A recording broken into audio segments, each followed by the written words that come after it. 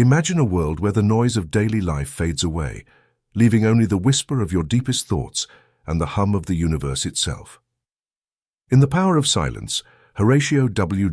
invites you to embark on a journey into the quietude of the mind, where true power resides.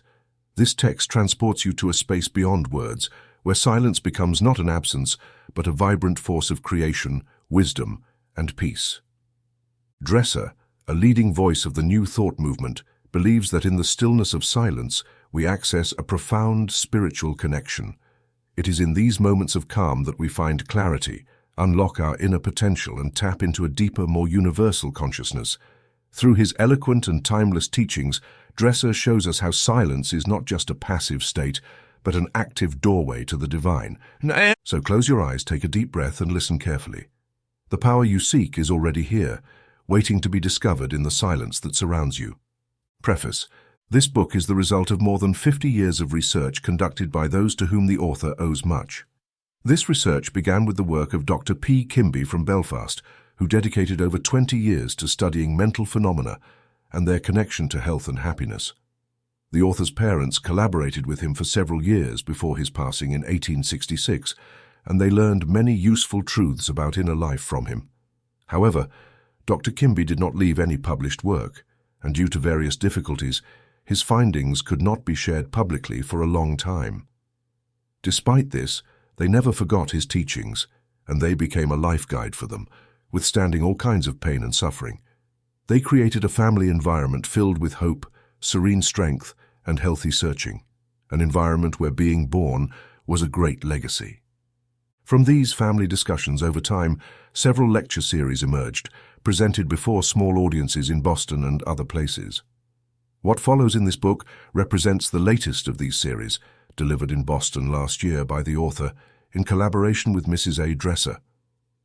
Chapter 2, On the Immanent God, was already published in a pamphlet, and its positive reception led to the revision and publication of the rest of the articles in the series. In this process, the author has consistently followed the advice and suggestions of Mrs. Dresser, to whom he is especially grateful for the subject of the final chapter. Thus, this book reflects our collaborative thought, and in some ways the life of the two pioneers in this field, whose total dedication was the best proof for us during their time here. HWD 481 Bacon Street, Boston, Massachusetts, March 25, 1895. Chapter 1. Introduction. One characteristic stands out above all others in the century of thought that is rapidly approaching its end. It is an era of constant and tireless investigation, a search for causes, sources, and origins. It does not rest on faith alone, but seeks reasons. The differences between schools and systems of thought are fading in the light of greater sympathy and a sense of brotherhood that the era inspires. The ideal of a universal human society, a universal science, and a universal religion is already emerging among us. Studies of history, nature, thought, and human society strive to draw a precise picture of the world's past life, from which the present has necessarily arisen. There is a new demand for humans to understand themselves in the light of all the causes that have operated to shape their thoughts, daily experiences, joys, and sufferings. This desire to know the origin of beings and things as part of an evolving whole is the key to the method and purpose of this volume. Its first objective is to be useful, but not in the traditional way. It does not urge the mere acceptance of its doctrine, does not propose any name for its theory, and does not claim originality or purpose for its teaching. It offers reasons for certain aspects of inner life that have remained mysterious until now. It presents itself as a possible stimulus for systematic and patient investigation, but it has a much deeper goal than this, a purpose that will fail unless it is made perfectly clear from the start that this volume is more than a reaffirmation of the great and beautiful truths that were enunciated long ago. This purpose will become evident when considering the difference between one person and another. Life is a problem that has an individual solution for each. No one can solve it completely for us, nor eliminate the element of personal ability. It has its own history and meaning in each individual case. The differences in temperament and experience give an infinite variety to these personal solutions. The most an individual can do for another is to state the principles that underlie all experiences, however diverse they may be. Truth is not truth for us until we have made it our own through reflection, until we have applied it in daily life. It is expected, therefore, that the reader will pause at each significant point as the discussion approaches daily life to make the thought their own through the quiet understanding of its spirit and meaning.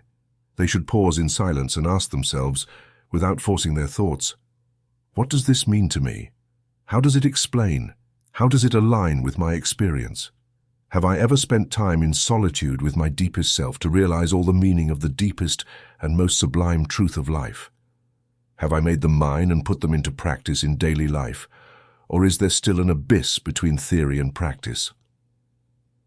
If the reader keeps this practical objective constantly in view, unsuspected applications of well-known truths will become evident before the volume is completed. However, this book does not recommend rigorous self-analysis of the personal self alone. It seeks an escape from limited introspection and self-consciousness. It seeks the origin of all consciousness and all life. It begins from the premise that a human being cannot fully understand themselves without constant reference to the omnipresent spirit in which they live, and in this profound wisdom, they find the only infallible resource at every moment of need. This is not just indignation. It is a chapter of life, a call to life, and it seeks to give the thing itself, to the extent possible, rather than speaking of it. The principles it insists upon are the result of experience supported by reason. Therefore, it appeals to both the reason of the reader and these deeper feelings that find their reason in our relationship with the great whole. In what other way can philosophy and life be united? Clearly, it is preferable to be faithful to all aspects of life as they are presented from the standpoint of each person's temperament and experience, rather than forcing all facts into a fixed system. The deepest facts are often overlooked, if not excluded, by this process. No formula seems broad enough to encompass all that we know and feel. There is an element in experience that always eludes us. Some experiences can never be told. They are part of us, sacred, and one hesitates to speak of them. Yet one can hint at them, or at least let it be known that in those rare moments of existence, one seemed to live more authentically. Only then does the soul, or that part of us that is truly individual, find partial expression in language. Only then does the soul, unrestricted, show its freedom from prejudice and dogma. Loyalty to a person or theory limits us to the particular vision of life presented by that person or theory. To claim the purpose of a system of thought would be to assert that progress will end with that particular discussion. Our theories always serve to remind us that life itself is broader. Life, then, is great, and it demands a broad way of thinking about it. For most, it is true that life is a mystery in which it is futile to delve too deeply, or it is a series of experiences that are both contradictory and fragmented, such that no one can deduce any meaning from them. We do not have a clear sense of what our total self means. We suffer and seek relief. We are absorbed in the present, in its needs and pains, unaware that all our past life, our heritage, and our temperament may affect this fragment of suffering nature that, for the moment, limits our thoughts. Thus, experience everywhere lacks perspective. Our thinking is painfully narrow. We do not look far enough ahead. We live as though time were about to cease, and prudence does not allow us a moment for quiet reflection. Yet a new stage, and for some the happiest stage of life, begins when we become aware of our intimate connection with eternity, when we stop thinking hastily and seek to understand in silence what life means as a whole, in constant evolution. If life is one and reveals a purpose, can there be any other reasonable interpretation in which the parts ultimately find their true relationship in our minds, except when viewed in light of the whole? If all power is one and resides in the universe, acting through something or someone, can we discover how it is acting, and thus understand the course of events in relation to our own lives? Can we adapt to the situation as it truly is, and put an end to this continuous rebellion, this sense of discomfort and lack of harmony with the inevitable? It is possible that our suffering is largely unnecessary and caused by our own attitude. It is also possible that it has a deeper meaning than we suspected, but before we can change our attitude, before we can understand the power of silence, we must have a solid foundation on which to rely. We must know what that power is. The presence of an indescribable element in our experience is not an excuse for vagueness. The reflective mind of today no longer settles for mere skepticism or unfounded assertions. We must have a reason for our faith. Otherwise, it is not faith at all, and the first trial experience will leave us once again adrift, at the mercy of fear and opinion. Ultimately, this book aims to be positive and encouraging, both in spirit and teaching. Its first proposition is that experience is best understood in its immediate context. Truth is implicit in the very nature of the beings and things around us. It just needs to be developed or made explicit. All power is inherent, operating through something. The human being should not look beyond their own nature, their temperament, heritage, and education, until they are compelled to do so, to find an adequate explanation for their experience. One must have a clear understanding of the closely related events from which their own life has arisen, as an inevitable consequence, just as a river broadens and forms along its course due to its tributaries and the terrain it flows through, although it never rises above its source. One must understand both the immediate and remote origin of their experience. They must begin with their personal experience, but not stop until they have traced that experience to its very source, beyond which thought cannot go. This search leads us to consider the deepest subject, the nature and life of God, which is often hesitated to be spoken of. In pursuing this exploration, the goal will be to use simple language and avoid technicalities, without delving into historical details and minimizing the complexity of reasoning.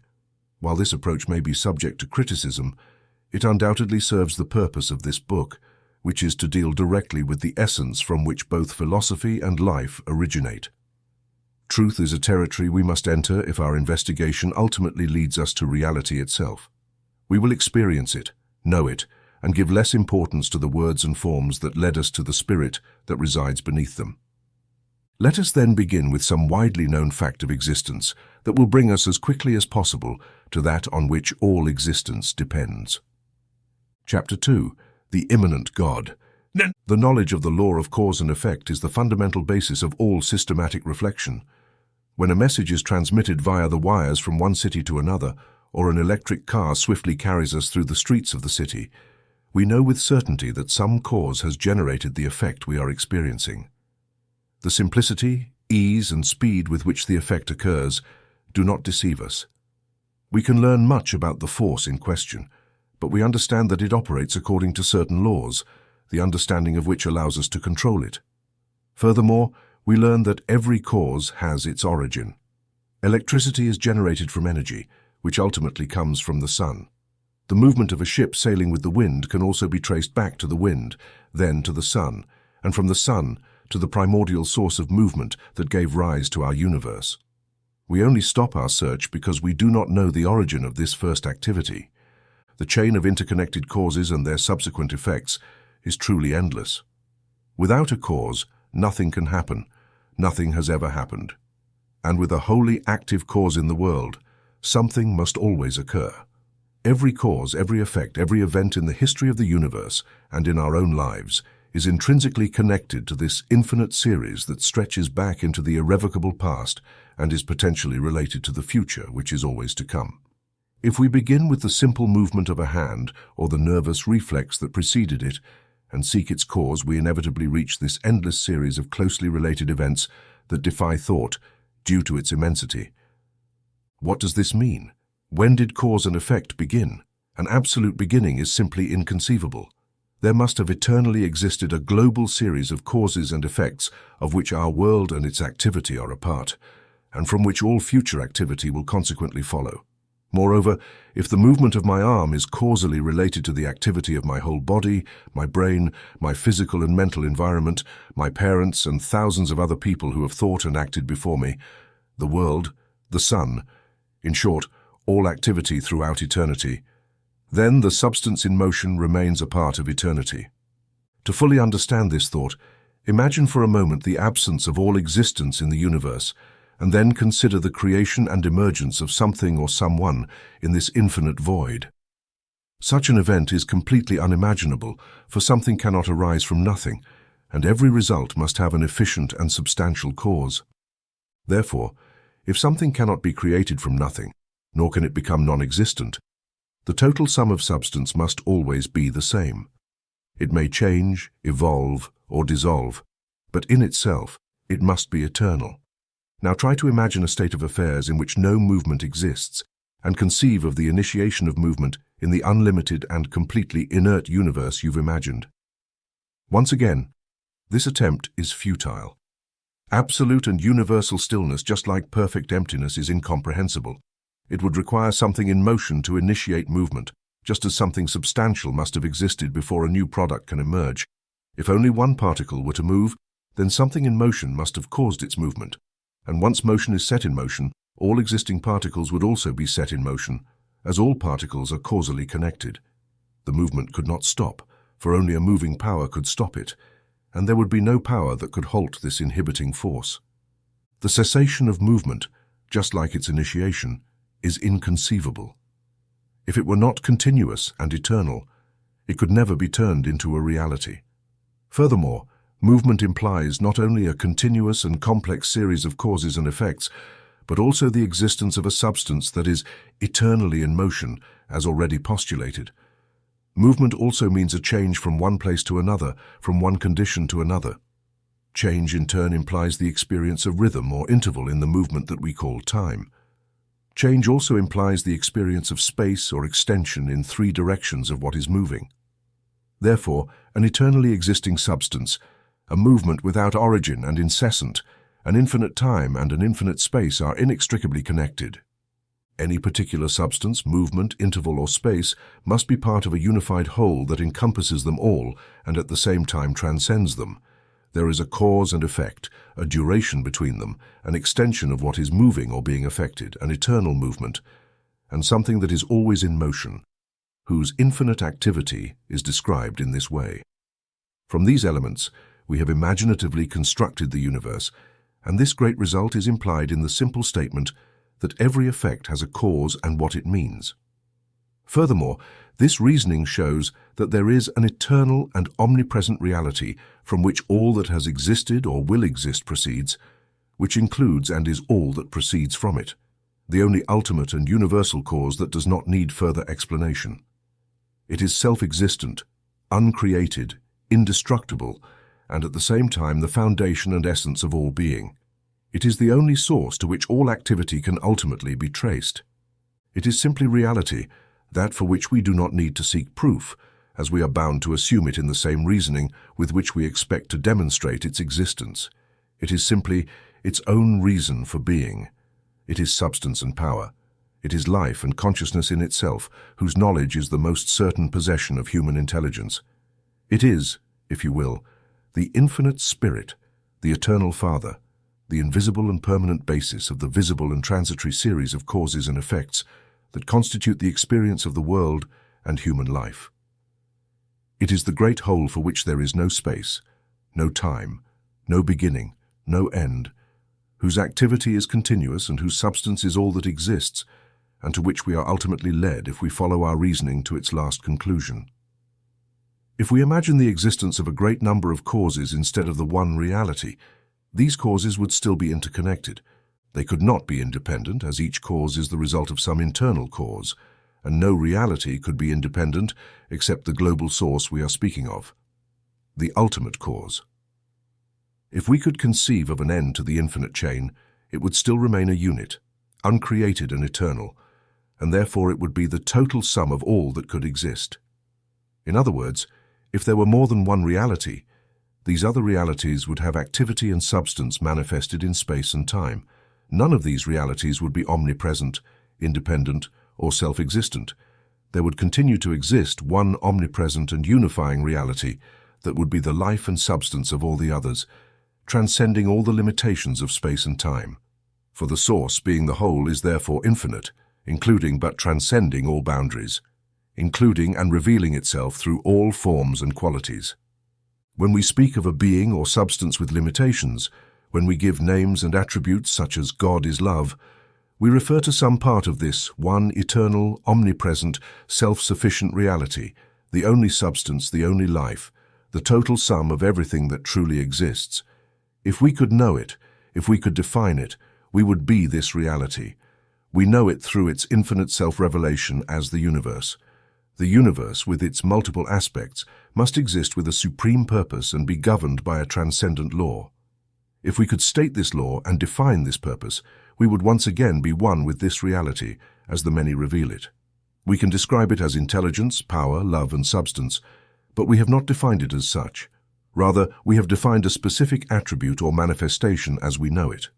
We may say we know it by referring to a personal God, but we only know it in the facet that appeals to our infinite intelligence. The reality remains the basis of all facets, attributes, and manifestations of power and form. On the other hand, we may consider it imperfect and actively engaged in resolving its powerful problems, of which this vast and vibrant universe of ours is the objective representation, corresponding piece by piece to its thought, and our lives representing some special phase of this problem. But why, then, this manifestation of motives revealed similarly in all realms of nature, this collaboration toward an apparently preconceived end? If it is nothing more than an experiment with us, would this limited being not be part of a greater being that knows all things from eternity and is unlimited, infinite, and entirely indefinable? You may conceive of it and define it as you wish, but there remains a reality that no statement can fully describe, which always recedes when we try to comprehend it, but which is everything we mean when we use terms like God, Spirit, life, universe, and even more. Terms we cannot deny, which we assume before we deny it, and which permeates our thinking with its presence. Yes, it is our thought. It is the thinker, the whole in all. However, up until now I have spoken of God as the transcendent reality that no language can define, a reality that some will consider unknowable, while others conceive of it in purely mechanical terms. From the above, it also follows that God is immanent, meaning that whatever it is, as absolute reality, it is partially known by us as the God of our life and our world. Although in a certain sense, there can be no space nor immanence for a whole, we must consider it as the relationship of the whole to its parts, and as the world of the manifestation of the many necessarily proceeding from the nature of the one. We have observed that all events in life and the universe are causally correlated and united in a continuous series. Since this series of events is part of a great unity and there exists only one reality, all activity originates within this reality and never outside of it. It is impossible that a God similar to a human being has impressed his energy upon the primitive nebula and then withdrawn to some unknown place, or that he created the world from nothing in 6 days and then intervened in it now and then through miracles. There is no external deity. The total sum of substance and force does not change. Evolution, not creation, is the law of life. The many changes that have brought the world to its present state, in constant conflict of forces, whether between animals or between humans, and the ups and downs of human history are probably so significant that they require the divine presence, just as the impulse that gave birth to our world does. So either pay attention to the alternative. God has placed his own being as the immanent but transcendent world and is present in it, transforming it through phenomena, both now, in this changing time, in this place and in past ages, or simply there is no God at all, because everything that exists is part of and within the One. The God of nature, the immanent God, is the only possible God. Let me repeat. Either God manifests through the cohesive force that holds matter together, and the planets in their orbits, through the love that draws us to one another, and through the experiences that characterize our progress, through the gradual changes by which our politics evolves and our conflicts shape us as human beings, or simply, there is no divine Father at all. Because science tells us of no other development than the gradual and constant evolution driven by inherent forces. Life, then, all life, yours and mine, all that holds together and connects it to the eternal forces of the universe, is a continuous and divine communication. There is no separation between our souls and that spirit, in which, in the most literal sense, we live, move, and exist, between the world we live in and that eternal reality of which we are part in its substance and activity. The life that rests on the rock, dreams in the plant, and awakens in the consciousness of the human being is the same. The great life that manifests clearly in the unexpected changes that drive us toward progress, as well as in the precise movements of the planets. All nature reveals God, the sea, the sky, the mountains, complex life, great cities, The simple life of the countryside, the poet's admiration, the thought and feeling of all human beings, of all nations, all books, all churches, all religions, all thinkers, all artists and lovers of beauty perceive it. All express in their own terms and according to their level of intelligence the idea of a divine Father. This, as I understand it, means that he is nature but more than nature, personal but more than a person. On one hand, he is the great unity, the omnipresent force, and the substance from which all things and all beings come, impersonal, infinite, unknown, transcendent, and indefinable.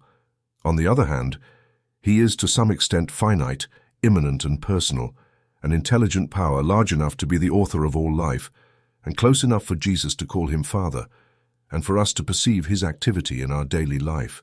He is an omnipresent reality whose complete nature is revealed in the universe as a whole, and as much as we can understand it in our own lives. He is a spirit without form, but all forms reveal him, a God who is unknown and not perceived in this broader and deeper sense except by those who have reflected deeply and suffered profoundly. He is the one we refuse to recognize when we look to the sky in search of a God of our own invention, a God who is not only immanent, but is what the continuous, omnipresent spirit resides in, a spirit that permeates everything, a friend who is as close to us in this happy moment as in the countless eons of eternity to which this fleeting instant belongs. We understand what this closeness means and what it is to live consciously with God. Let me try to clarify this even further. Sometimes it seems that one looks deeply into a friend's eyes and perceives that the soul returns the gaze from invisible depths, and when the rest is illuminated by a smile, one draws closer to that elusive something called the human spirit, which gives life and beauty to the features, hidden within itself but so clearly revealed that one can almost pinpoint its fleeting influence. There are days in the countryside in summer, especially in June and September, when a divine tranquility seems to settle over everything. We experience an unusual and indescribable peace that lifts us above our ego toward the larger being of eternal rest, suggested by the calm of nature. We almost venerate nature in these moments because it brings us so close to the spirit that permeates the very vibrations of the atmosphere. Again, when we are near a great mountain or gaze toward the clouds at sunset, it seems we perceive the force and glory emanating from the one who almost reveals himself before our longing eyes, but who always remains beyond our sharpest vision. And if we delve even deeper into our analysis, do we not discover that everything that is best and most appreciated in human life, everything that is most useful in nature, is like this beauty receding from a gentle landscape? The mechanism is visible, but the beauty comes from the mind. You say you have seen your friend, however, you only saw his face, not his soul. In the same way, you see the world, but not the life that animates it. You feel love, employ wisdom, reap the inner benefits of kindness, yet everything is intangible. No one has ever seen the force. We see and experience its effects, but no one doubts its existence. We know it through its manifestations. Some argue that there is no dense matter, but simply different modes of motion of an infinite force, a reality underlying all phenomena, while others describe the universe as a system of ideas generated in us from a great reality behind all phenomena. Whatever the ultimate nature of matter, this is a question we cannot profitably address here. It is evident that reality is made known to us in some way. No one denies it, but no one has ever contemplated it so closely. So tight is the relationship between movement and what moves, between cause and effect. The beauty withdrawn from nature seems to present our deepest connections with the Father, a union that Emerson expressed best in his work on the soul. We are aware of the human part, and in moments of sadness, when we stop to be comforted from on high, we are vaguely aware of the divine. However, we cannot learn it. We can only affirm that God resides in our being and is the source of the misery in which the greatness of nature resides, in a landscape whose beauty we can never quite grasp. Let us take love. Let us take wisdom. Let us start with any quality of human life that points toward a nature. Tracing its origin, our mind immerses itself in the contemplation of the great reality that all these qualities must represent, for there can only be one perfect love and one perfect wisdom, shared by all in greater or lesser degree, with the same certainty with which the force that moves my arm is related to the power that has always made the planet spin and set the infinite series of causes and effects into motion. If we did not form part of the only omnipresent reality, then there would be some place where such a reality did not exist, which would make it no longer omnipresent. Unless our activity is ultimately the result of a single life, there would be an independent existence from this reality, which we have shown to be impossible. Our consciousness, our life, our intelligence must be intertwined with the infinite life and consciousness. Therefore, this greater life must be all and more than ours, for this reality is omnipresent and constitutes the total sum of everything that exists. We must be part of it in order to exist, and as dependent on it as a plant is on the sunlight. Moreover, since this reality must be conscious in order to be aware of its own existence, it must know us as part of itself. Consequently, there is no way to avoid the conclusion that we are part of the great reality or God, whom we reveal when we truly love, serve, and are wise. He knows us as part of himself, and we have no power that is completely our own. We do not exist apart from him, but as part of this great whole. In an understanding such as this, in which we merge in consciousness and love with the ever-renewing life, and in which we reveal more and more of the divine nature as we ascend the scale of being, we find a true way to free ourselves from morbid egocentrism, excessive introspection, self-consciousness, lack of trust, and feelings of personal insignificance. Knowing that our highest love, our deepest thought, our truest being, is not completely ours, but that inasmuch as it is selfless, it is divine. It gives us something in which we can trust and lean on, showing us who we are, not as fragile human beings trying in vain to understand ourselves through self-analysis, but as particles of the divine nature. Thus the painful thought fades in the consciousness of divine nearness, as if a particle of sunlight became aware of its relationship with all the sunlight and with the sun. And what a joy it is to contemplate nature and human life, with an ever deeper awareness of this divine background. Truly, there is no room for complaint, nor even for suffering, insofar as suffering is self-inflicted. If we dwell in this pure sphere of thought where we see what is good and true as emanations of the divine, and everything else as a gradual evolution toward this realm of goodness, where the landscape suggests beauty so well represented, and where our own difficulties lead us not to the realm of complaint, but to the land of inquiry, to the genuine desire to understand what God is doing with us, the question still persists: how can the infinite become finite? How can a perfect God know the imperfect man with all his sorrows and struggles? Why would he create? The answer lies in what we have already mentioned about the single reality. The continuity of movement is one of the attributes of that reality, whose activity originates within itself and is never self-destructive. The eternal self-interaction is the cause of the eternal self-manifestation. Therefore, reality has never been without manifestation. Although it is the one, it must always have been the many. It must have always been simultaneously finite and infinite, for it is not simply an indivisible whole, but the sum of all its parts, each of which, like the numbers 1, 2, 3, is finite. Movement could not suddenly arise from a lifeless, perfectly simple unity.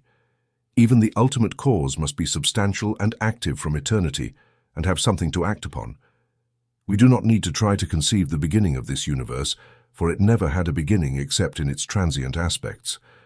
We also do not need to conceive a reason for the first manifestation of the single reality, since it could not exist without manifestation, and everything that appears is at once a part of itself and a consequence of what has actively existed throughout eternity. The one is the total sum of possibilities, eternally the many, whether real or potentially. If it is truly multiple, then somewhere there must always be all possible forms of manifestation. If the one is only potentially the many, then we are obliged to conceive it as progressively manifested in a world order such as ours, and we must expect a continuation of the series until the whole has been expressed in finite form. The one, then, must have always been perfect in every possible sense of the word, but only perfect through its transcendent unification of the many, whether immediately or progressively, revealing itself and thus giving the one an eternal object. To phrase it in more familiar terminology, could a perfect being exist without some object for its love and wisdom, without some manifestation through which it could know itself? And if God is perfect intelligence, Does he not know all the possibilities both of divine and human action?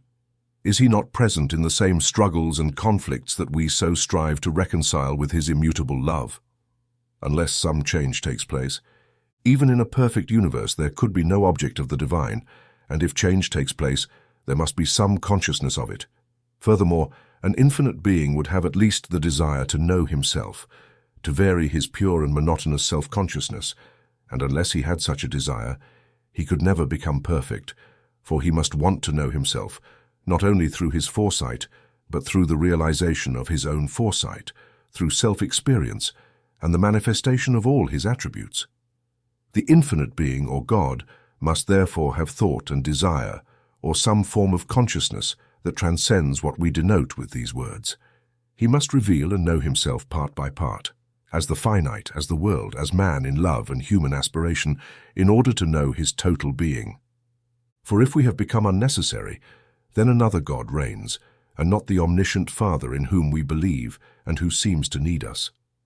The very effort to be rational, the act of knowing oneself, consists in anchoring some portion of the infinite in such a way that it represents a phase of the total life. Are we not, with our different temperaments and our diverse ideas, those different aspects of a common nature, since the infinitely self-conscious reality encompasses all possibilities of thought and action? It must contemplate all things that can be thought.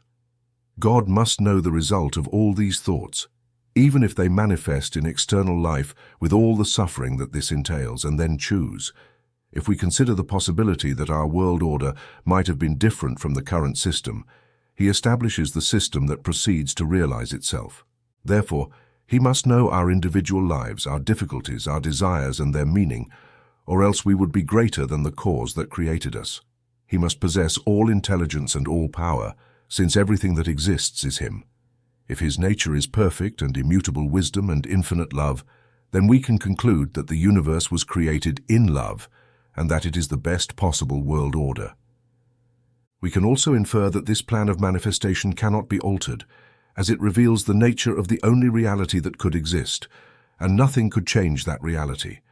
Therefore, there must be a purpose or will behind this world order. If there were no purpose, it would have been called forth by an unintelligent reality. It would be simply mechanical. Evolution would lack deep meaning. Our desire for reasons would be groundless, and there would be no reality to conclude our intelligence. We would have misinterpreted nature by considering it the product of intelligence. To fully understand these relationships in the great order of the world, let us again use the limited figures of human language and conceive of this reality as an infinitely wise thinker, full of comprehending and encouraging love in his understanding. The brilliant worlds of space and the tiny atoms from which matter is made are grouped in a transcendently perfect system of self-realization. Through his measured reflection, planets like ours evolve, following immutable laws because he is immutable. They require ages of time because his reflection is measured and secure. They have defined forms and are known to us as matter because their purpose is rational. Reason involves setting limits, and through this loving care we are guided toward conscious union in thought and action with his purpose for us. Our earth is therefore part of the great rational life of God.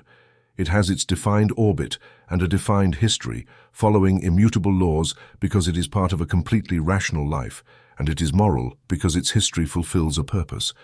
It is finite because it is only a part of this morally rational life. Therefore, we are expressions of infinite life, but we are finite because the intelligence that encompasses everything means something different in your life than in mine. We are imperfect and incomplete because we unite with others to give meaning to our lives, and it still has not fully reflected our lives until their perfect conclusion, a process we trust will be completed even if it takes all eternity. This figure, the relationship of a thinker to his progressive system of thoughts, comes as close as possible to human understanding, though words can hardly suggest it. I try to show that God knows us, though we do not know him, that he has a purpose with us which he is even now carrying out. He is the complete being without whom our lives have little meaning, the knower and the known, the thinker and the thoughts, the builder and the built, the sustainer and the love that sustains, the limiter whose will we know as destiny and as matter, without which we are as nothing, but with which we are as gods. In those rare moments of human life when the soul rises above itself, in the peaceful isolation of forests by the sea, in the serenity of a library, have you experienced a connection like this? Have you felt for an instant that God belonged solely to you, as if in the depths of his unfathomable love he lived exclusively for you? Yet have you not realized that the spirit that inspired you in that silence is the same that manifests through the countless spheres of the universe? It would be a divine bliss if we could always maintain this awareness of the inner presence, but we tend to forget this closeness, to worry, to fear, and to act as if we were independent of the great reality of the Father who observes everything, and without whom we could not exist. The present writing is simply an attempt to give structure to these rare moments of elevation, so that we can become more aware of the divine influence and the deeper purpose of life, without becoming unaware of its source and meaning. Are not our moments of deep thought, when we reflect on experience and understand its meaning, when we truly grow? And if humanity were judged by its real value, we would not be valued for what we truly are as thinking and service-oriented souls, that part of us that with hope transcends all changes. The human being can be considered as a point of energy, a center for the application of divine power, its consciousness and will.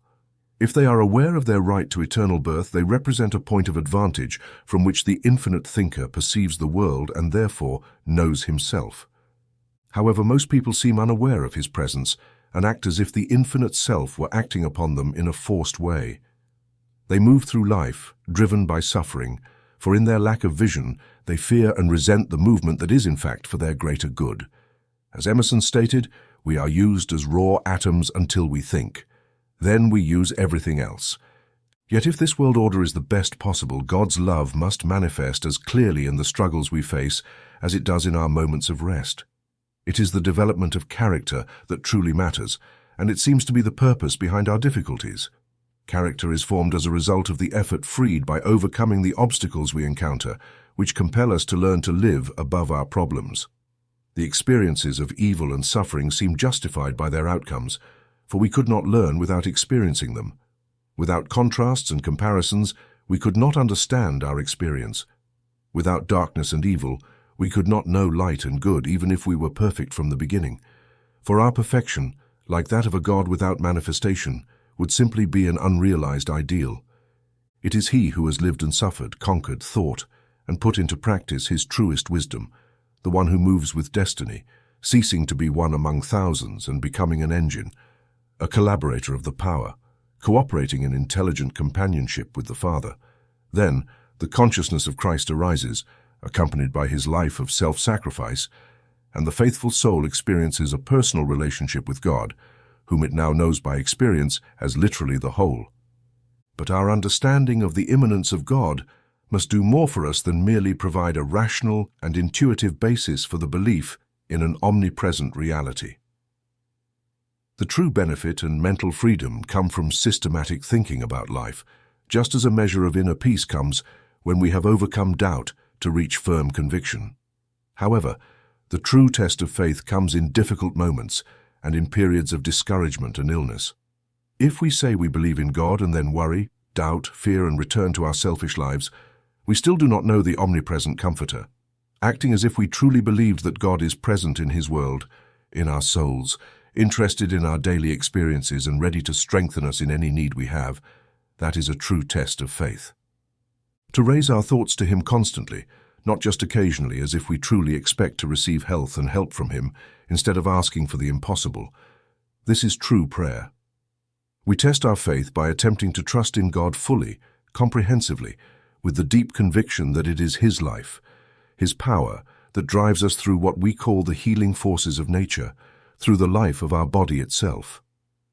We expect him to guide us when we are perplexed, trying to see the divine meaning, the outcome of our experience as an integral part of a great world experience. We let this life flow from the divine source without resistance, without doubt, bringing before us a constantly renewed ideal of ourselves as happy and useful beings, enjoying good health and giving each day of our experience meaning in the divine economy.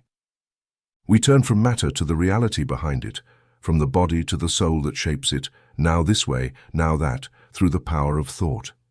We move away from the evils that seem so real when we focus and turn to our inner self, which can become so strong that we experience no evil except those essential to our true evolution. I do not raise these questions from the perspective of an ideal theory. There are sincere souls who rely on this practical understanding of God's immanence in a healing system that moves away from all formulas of suggestion, affirmation, and negation, and from all methods of physical healing. For them, the overwhelming power is accompanied by this understanding and the desire to help those who suffer. They are a constant proof of its truth. All hypnotic processes would seem as unnecessary as disrespectful in the presence of this divine power, which inspires both humility and confidence in its ability to renew. I do not advocate for mere religious faith in God, nor for superficial optimism that assures us that somehow everything will turn out well. I am advocating, first of all, for a scientific interpretation of the world, second, for a conception of an underlying reality, a spirit that moves in us large enough to continually give life to this world, and finally, for a wise adaptation and intelligent cooperation with the impulses that spring from this life that moves in us.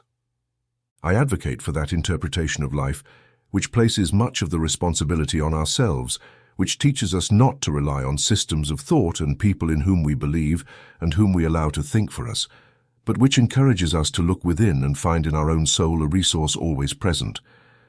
At the bottom of every soul lies a dormant intuition that, when awakened, will guide us as infallibly as the instinct of a dove, to our center, to our home in God. There are those conscious of this divine instinct who await His word and trust in His guidance with as much certainty as the most fervent believers in science await its profound conclusions. They hardly make plans, but consider the task presented to them as related to the great life of the whole. Their faith is based on the precise and prolonged observation of the phenomena of inner life, in the repeated proof that help and guidance are ready for those who listen with confidence and receptivity. Here is a possibility, a resource always present but universally neglected, capable of bringing to existence such utility and joy as we have never dreamed of. It may seem frivolous to wait for impressions to trust. However, mere reflection shows that all life is based on trust. A business's reputation can be ruined in an hour if its situation is seriously questioned, and the report of all that science has said and done in the last 50 years is spread. Yet the world still functions on trust. Despite the knowledge we have of the laws of nature, we are compelled to trust the world. We sleep peacefully at night, believing that tomorrow will come, that no calamity will fall upon our world, and that it will be safe to depend on the forces of nature. Nature has never deceived us, and we believe it never will. Yet, we do not know what might occur. We face thousands of risks each day on the streets, in cars, everywhere, with perfect composure. Can we not carry our trust a little further and understand what we must trust, and not only trust in them, but also ask for help? Is God less vigilant?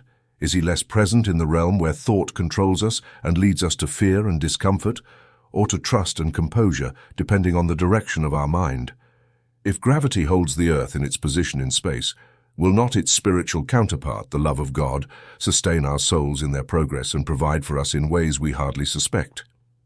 However, how many of those who say God is love take the time to understand the world of meaning that small phrase contains? There is healing and comfort in such understanding. Let me briefly suggest this to conclude.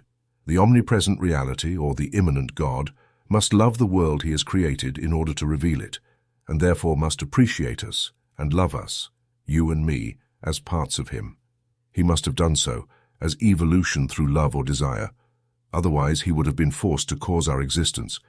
If He had been compelled against His will, it would imply the existence of an obliger, since only one reality exists.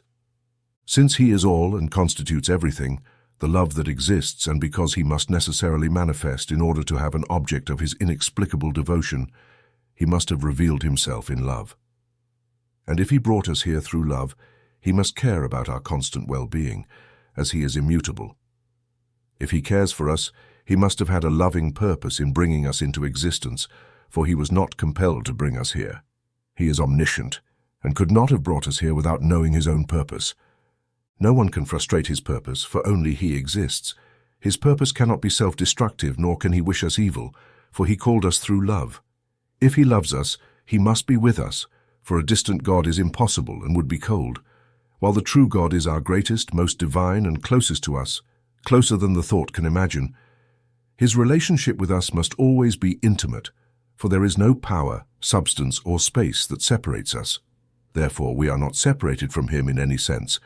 We exist with him in a relationship akin to that of a child in the arms of its mother. He is our Father. Although infinite in power and wisdom, nothing can prevent us from enjoying his love, his help, his peace, his inspiring guidance, except our own inability to recognize his presence. Let us remain calm, know his love, his inner presence, experience it fully, and learn what it will do for us. Then we will never worry, never fear, never depart from this present life, absorbing it as the plant absorbs the sunlight. For our spirits, like plants, need daily nourishment. We can appreciate the value of such a serene reflection if we renew it day by day. At times, a scripture text, a poem, or a gentle melody will bring it to us. Sometimes we must seek the solitude of nature before the Spirit comes. For the essence is the Spirit, and I insist, no form of words, affirmations, or suggestions. In silence, unnoticed, the Spirit will settle and follow our own path if we so desire. It comes, not knowing how, if we trust. All it asks is receptive listening. Then, all that an unselfish human being would wisely ask is ours, subtly insinuated into our consciousness when we think deeply, to guide us, strengthen us, heal us, and encourage us. The great secret of life is learning, in our own way, to be receptive to it, to know how to interpret the message of its inner whisper. The sure method for strengthening ourselves in the understanding of its nearness is to believe it will come if we listen, trust in it in times of doubt, just as a lost hunter trusts his horse in the forest, maintaining an ideal perspective and then renewing our understanding day by day, remembering that since this Spirit is the only reality, the only power, the only love, we live in it and with it, and nothing can separate us from its ever-watchful care and its always loving presence. Chapter 3. The World of Manifestation. A great truth becomes evident at every point in the previous discussion. Every atom, every event, every soul in the universe is imbued with the immanent presence, and life is a constant participation in its power. Whatever the starting point in our interpretation of experience, whether in some truth of human reason, some cherished perception of inner life, or some simple fact of the external world, there is no logical stopping point other than the absolute certainty that God exists as the only omnipresent reality that includes everything. We may avoid this point or drift towards agnosticism through undue consideration of finite consciousness, but our deepest nature is never satisfied until we break free toward the universal. Once freed, the conclusion seems a necessity of thought, simultaneously satisfying, convincing, and indisputable. It is valid for all times, the property of all thinkers, and latent in every fact of life, suggesting a marvelous action and deepening of human experience when this great truth becomes a permanent factor in our daily thinking. There is a strong temptation to immediately move on to consider that everyday thought and ask, what is man? But if we want to understand man in light of his entire origin, we must continue studying him in relation to his environment. Mental states are more prone to be deceptive than physical ones. We tend to dwell too much on them and draw erroneous conclusions. If we wish to conceive of inner life in precise terms, we must start from the limits of the known external world. Then we will have a firm foundation on which to build the most important superstructure, and if we always keep before us the realization of God's immanence, the discussion will not seem dry. We have found it convenient to make certain distinctions for the sake of intelligibility and clarity in our conception of God, and the beauty of the conception that thus grew upon us was its inclusivity. We did not lose any deeply cherished conviction by thinking of him as the only omnipresent reality. We only deepened our knowledge of him by considering him as the foundation of his own well-ordered world of manifestation. If we remember that each part of it is an instinct of his life, we have reached the conclusion that in the nature of God as the only reality lies the necessary reason for the existence of our world and of our individual selves.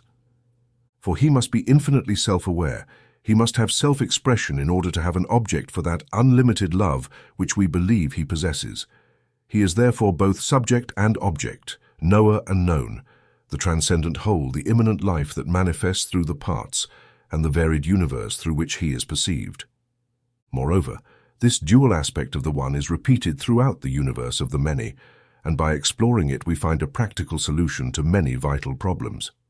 The world of manifestation becomes, for finite beings, a universe of mind and matter, seemingly different in their nature but in reality identical in the one, in whose transcendence their unity is hidden. The relationship of God with matter is, therefore, as intimate as his relationship with the human soul, since everything that exists is part of and within the only reality. We cannot, therefore, coherently deny the existence of matter. Such denial is equivalent to asserting the non-existence of the one reality, and therefore of our sensations, since everything we experience has an external cause, and we only know our own existence insofar as it is related to this external reality. Matter exists, mind exists.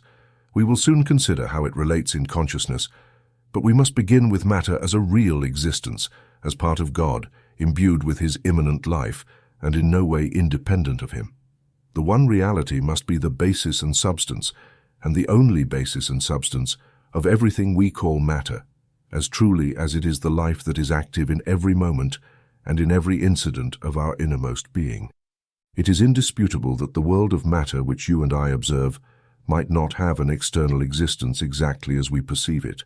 Science tells me that certain ether waves strike my retina and form an image of some external object, which is then translated into an idea and interpreted according to my education. Other rays produce ideas in your mind and are interpreted according to your education. The external object may be the same in both cases, but the ideas caused by it may be very different due to our different mental states. I never see exactly the same object that you observe, nor does any one of us as minds truly observe the object at all, since we know the object through ideas. We are not even able to separate the actual sensation from the perception based on a lifetime of experience and thoughts with which we interpret it. We neither hear the same sound, nor perceive the same colors, nor smell the same odors, but the existence of something real that causes the sensations no one can seriously question. Even uninterpreted sensation makes us partially aware of something that is not ourselves. We can be scientifically aware that sensation is within and not outside our minds and that we interpret it through ideas. But the object producing the sensation is not necessarily the idea. When the hand strikes a masonry wall, we are sure of the existence of an external force that meets and effectively resists all the pressure we are able to exert. Here, there is no room for doubt. We also cannot question the existence of precise knowledge about the external world. The chain of causes, which stretches infinitely backward and with which this discussion began, is a fact of certain knowledge. We know that certain effects will occur in us under certain conditions. For example, when we put our hand in the fire, these external conditions exist independently of any interpretation on our part. Our interpretation may or may not correspond to the facts and explain the relations of the objects. We do not create those conditions, nor do we arrange the objects in certain relations. They are independent of any mind. Therefore, there must exist certain real relations between the objects and external to us, which cause in us our experiences, defined, for example, by the alternation of day and night, sensations of heat and cold, the experience of cause and effect, the reign of law, and the successive conditions of evolution. But if they are real relations, they must be qualities of the one reality. They must be characteristics of his world of manifestation, since nothing real can exist independently of him. Therefore, if we study them, if we study nature and natural law as expressions of the consciousness itself, of the very reason of life, of God, we will not be stopped by materialism. We will not be overwhelmed by matter, but will draw closer and closer to the spirit behind it. Matter is therefore not simply a phenomenon, just as the mind that partially knows it is ultimately a real substance, part of the only enduring reality. The cause or series of causes of the world of sensory experience is a real substance that we perceive and judge according to our opinions and temperament. It is the medium through which we contemplate the one. The reality is at the same time the universe as God knows it and the God who knows it, as matter represents his meaning, his manifested purpose. It is God realizing himself in a defined form, the tangible expression of his purpose, guiding man on the path of progress, the spirit presented in a limited form so that we may understand it. But let us leave behind the summaries. If there is no room to misunderstand the point of view of this book on the existence of matter, we are ready to analyze the qualities of matter that are essential for what follows. The full sense of this more technical part of our research will not be revealed completely until the final chapter. At that point, we will see how the most well-known facts of the external world shed light on the more mysterious aspects of inner life and reveal the secret of self-help. Our first experiences in life are fragmented sensations of the external world. From the very beginning, it is evident that the world is full of multiple illusions. A baby lacks a sense of distance, and some people spend their entire lives without learning to accurately assess certain distances. In the sea and on land, we do not understand the relationships between things and events until our minds have been exercised again and again. Over time, sensation transforms into perception, and the mind plays an increasingly important and valuable role in our daily life. We strike a wall and feel a shock. We step into the sun and feel heat. As our experience broadens and our beliefs solidify, we associate these experiences, differentiate between cause and effect, and deduce from their invariable sequence a statement called a law. We assert that we reap what we sow, that nothing happens without a natural cause. However, we tend to forget our own generalizations, and the fact that people still commit sins, harbor anger, and entertain uncharitable and relentless thoughts shows that most people suffer simply from the lack of basic understanding that action and reaction are equal, that no event occurs without a cause. Now, science does not forget, and among its numerous generalizations, there are 4 particularly valuable ones in our current discussion. The fragmented events of life have been organized into a system. Nature is not a mere chaos in which conflicting forces fight entirely against each other, but an order, a unity, a whole in which every part fits with the other, like a vast mechanism. Law prevails everywhere. There are no permanently opposing forces because all forces are one. Although we think of heat, light, electricity, and vital energy as separate forces, they can transform into one another. A force that manifests in various ways gives rise to all the events of the great mechanism. Science simply waits to discover what this force is to understand the secret of the universe. In our early experiences, it is common to think that matter is inert or lifeless. Science shows us that life is present everywhere, and that nothing is completely inert, not even the solid, rocky foundations of our Earth. Its structure is probably molecular. It is made up of tiny particles in constant, rapid vibration, separated from each other, similar to stars and planets in space. Matter presents itself in a variety of forms and substances, from solid granite to less compact forms, solids, liquids, gases, and even nervous tissue, which resembles the nature of the mind. Furthermore, the same substance, like water, can exist in 3 states: solid, liquid, and vapor. The integration and disintegration of matter into various forms are surprising phenomena in the material world. Even the Earth's atmosphere has recently transformed into liquid and solid forms. The process called combustion can transform all the solid materials of a large wooden building into invisible gases in a short period, leaving only ashes as evidence of the destruction. Nothing is stable in material form. Nothing can resist the subtle and invisible manifestations of the one force that interpenetrates, vibrates rapidly, or appears and disappears in constantly changing combinations. We can illustrate this by filling a container with large pellets. Spaces will remain that can be occupied by smaller pellets, then by a liquid, and finally by a gas. A chemist, starting with a liquid like water in a sealed container, can repeat the process by adding alcohol, heating it to convert it into vapor, and then adding ether. This demonstrates that there is still space between the molecules, which could be occupied by finer substances and forces. It is evident that the same happens with the human body. We can consider it first as a unit, then as a set of organs, a collection of tiny cells, and a system of microscopic molecules. But there is no bone so dense that it cannot be penetrated, nor any space so small between particles that it cannot be filled or separated without disturbing the body's unity. We are familiar with the expansion and contraction due to heat and cold. Muscles tense under the force of a sudden emotion. They relax and expand in a state of rest. In a child, the muscles move quickly and easily without rigidity or other restrictions. and while the muscles are active, health is generally good.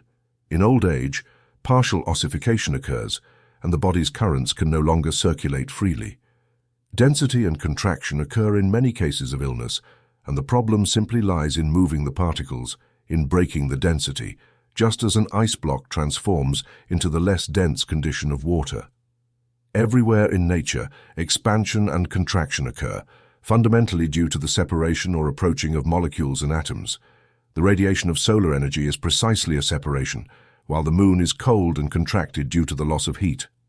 Solar energy is concentrated again in the form of organic life, and enters the body to be expanded and assimilated, but only after being put back in motion by the force of heat. Heat is the medium of chemical change, and many of our misinterpreted sensations called illness are simply due to this natural expansive power breaking some dense obstruction or disharmonious contraction because it can penetrate the finest spaces. It is likely that the law of composition is the same in all cases, and the particles, if they exist in the purest degree of substance, are capable of penetrating every other substance or force. It may be that the spirit is supreme, using itself and revealing itself through all the inferior forms, making itself known to the lowest not by leaps, but by imperceptible steps, so that there is no rupture in the divine continuity, and no separation between the transcendent spirit, its emanation as immanent life, and its manifestation through what it inhabits. But nature is not only a unity governed by laws, a mechanism animated by a single force in which variable substances are composed of tiny particles. It is also a living organism in which each part, each organ, pulsates with energy and the instinct of life. It has some meaning in relation to the whole of this great living, unified organism, from the star to the atom. Man is an integral part. He is so closely related to it that he indeed appears to be the central figure whose life was foretold from the very dawn of being. History, religion, science, and literature show this relationship from multiple perspectives, and now a new science is emerging called sociology and ethics in the minds of people, demonstrating that society is also an organism in which each individual has certain responsibilities to their human community. To fully understand this relationship, let us reflect a little on what this vast natural system implies. In an organism, no part is autonomous, but rather complements and depends on all the others. No part can be perfect by itself, for that would make it an independent organism. A gear can be perfectly constructed and be a marvel in itself, but it is useless unless it fits perfectly into a machine, which would be incomplete without it. A musical note, however beautiful, lacks meaning unless it is combined with other notes in harmony.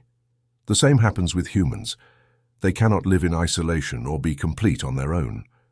They must have a specific contribution or function for perfection to approach the whole. A human is an interdependent being, and in turn contributes to his or her small part of the benefit. Countless ages have passed for humanity to exist, and each preceding generation lived and struggled so that the next could be born. Those who work day by day provide the food, clothing, and homes that make life possible. Countless minds have thought and developed what now constitutes our knowledge in art, science, history, literature, and philosophy. Yet the most significant contribution from a single mind seems surprisingly small. Our own original thought is infinitesimally smaller. Each of these forces that we often overlook in the worlds of nature, society, and thought contributes its part to the constantly changing series of experiences called life. Each one plays a role in the great organism, and there does not seem to be any system of knowledge that does not take all of them into account. There is no logical stopping point that is not a universal religion, a universal ethics, a profound love and cooperation with human brotherhood. 4. The most important truth remains. This astonishing organization of life with its incredible components, governed by law, and its collaboration between beings and things did not arise suddenly or by chance. It has grown out of what has always existed gradually, like the seed that matures in the earth and prepares the way for the shoot that finally emerges and the plant that blooms. Everything in nature, from the formation of continents to the evolution of human beings, has taken place and reached its current state imperceptibly. Today it is the product of yesterday, and yesterday of the day before, and so on, infinitely. Each cause is the effect of a more distant cause. The life of a tree comes from the sun, which is millions of kilometers away, but it arrives through a series of intermediate stages. Its energy is stored in the organic and inorganic materials that surround it directly, and through the heat and light, transformed from sunlight by the Earth's atmosphere. Ancestry and experience are what give rise to all living beings, and all life originates from a single, omnipresent source. Evolution is the only law we have discovered so far that somehow explains the origin of our world. When one reflects on what this law means as a universal principle, it becomes evident that there could be no other. However, it is easy to misinterpret this principle. For many, evolution simply implies that human beings descend from some distant ancestor, a belief that often causes rejection or suggests that the existence of God is unnecessary under this theory, which leads to it being dismissed as irreligious. However, evolution would lose its value if it were not a universal law, manifesting equally in the growth of a tree, the development of new species, or the formation of a planet from a nebula. It would not have deep meaning if it did not demonstrate the presence of God at every stage of the grand global process. As we saw in the previous chapter, this whole issue becomes greatly simplified when we understand that all life is intrinsic, that the activity of beings and things is due to the power residing in what lives and grows. If God is intrinsic in one part of the universe, he is also in all the others. If he gave rise to a world and its inhabitants, he must be present in the world for it to persist. This is clear. We are left only with the task of discovering, to the extent possible, the series or gradations of power and substance through which the spirit manifests and reveals itself in the most basic forms of being, and observing the successive stages through which all beings pass in their upward growth.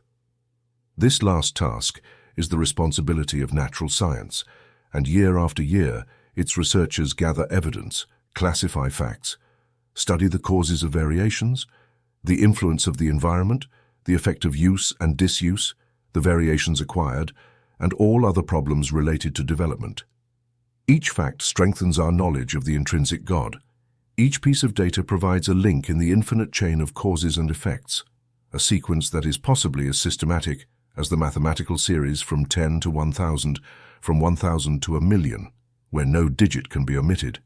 Every factor plays its inevitable role. Each step is related to its predecessor and successor, and all the facts, all the forces, all the events are connected with the entire universe, both today and yesterday, and into eternity.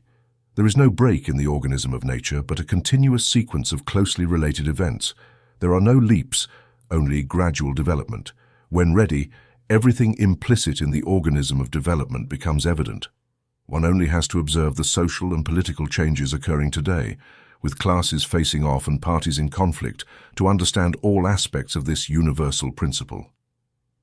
Sometimes we forget this law and try to force events. We attempt to convince ourselves that there is a shortcut to success, but soon discover that we cannot skip any steps. The seed planted in the earth, like the new idea planted in a field of divergent opinions, contains an interior principle of life that guides its development in certain directions and not others. It is nourished by the earth and grows under the sunlight, maturing gradually and depending on what it carries within and its immediate surroundings. Its growth can be accelerated within certain limits, but only by introducing a new factor. The life of the plant into which it becomes in due time is an example of evolution. It is a growth that does not come from creation out of nothing, but from the transformation of what exists into something different. Its growth is due to the interaction of part with part. The transformation of another species is only possible through modification, by introducing a new element into its own life. Once this new element is introduced, whether in the organic or inorganic world, in society, politics, or religion, change will occur, and we only have to wait for it to happen. However, the best proof of this is found in our own lives. Beyond discussions about specific theories of evolution, the main issue is to discover the real course of events in our daily experiences. We must learn how far we have advanced in the construction of our character and soul, and aspire to cooperate with the intrinsic forces of our own being. We have an excellent example of what evolution means in the development of our own ideas. We are born with a determined set of opinions on religion, politics, and similar topics. There is a strong tendency towards conservatism and to think similarly to our parents, even defending the dogmas we have inherited. However, with each experience, each new book, and every new knowledge of the world and the people who impact us, a new element is incorporated into our thinking. The only way to avoid progress is to avoid contact with progressive-minded people. Some thought leaders understand this as well, prohibiting their followers from reading beyond the established lines because they know that if people think, their ideas will change. Ideas have a life of their own, especially when they come from minds that have contributed to the mental progress of the world. They speak to us through books, they lead us to accept them through reason and the influence of people, and once planted in our minds, they perform an astonishing transformation until they acquire the full power of firm conviction. However, the transition is always gradual and subject to laws, just like the growth of a tree. No idea is established without controversy. We consider and evaluate it from all angles, just as new social and political institutions emerge through controversy over time. The power of conviction only comes when all objections have been overcome. We are as moderate and careful as nature itself, involuntarily. If by chance we forget the natural method and hastily arrive at conclusions, we will not find another way to consolidate them other than by stepping back and contemplating all the necessary steps. If an idea attracts us immediately, it is because thought and experience have already prepared the ground for its acceptance. We cannot impose a mature idea in the mind of another person any more than we can intervene in nature from the outside. We must seek a starting point, discover an idea that already exists in the other person's mind, and guide it gradually from the known to the unknown. We also cannot create a new philosophy or originate an idea that has no basis in experience. Whether we like it or not, we must start from universal human knowledge and develop our own thought from it.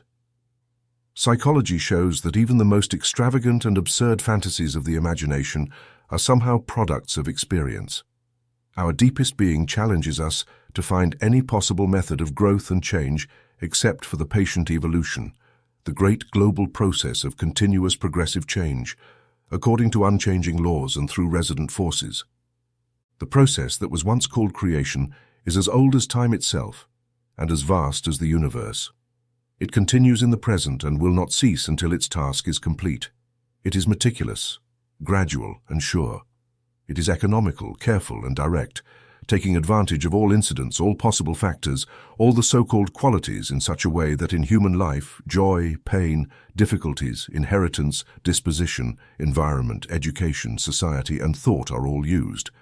And all these factors have their meaning, their relationship to the ideal outcome. The ideal is intrinsic to the real. The ascending force speaks through the smallest incident of experience. The omnipotent and omnipresent spirit ascends through the individual soul, cooperates with it, and seeks the cooperation of the individual soul, to which it always tries to reveal itself. God is intrinsic in evolution.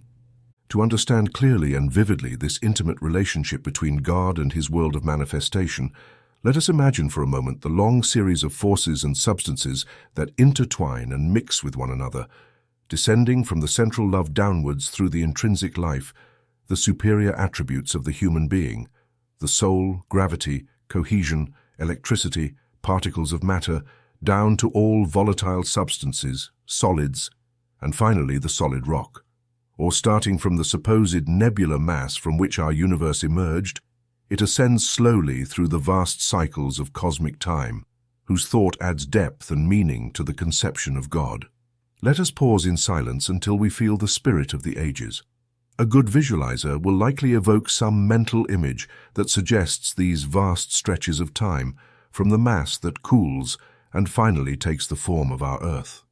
Let us observe the dawn of life and the gradual, patient, and determined transition of the inorganic and organic realms.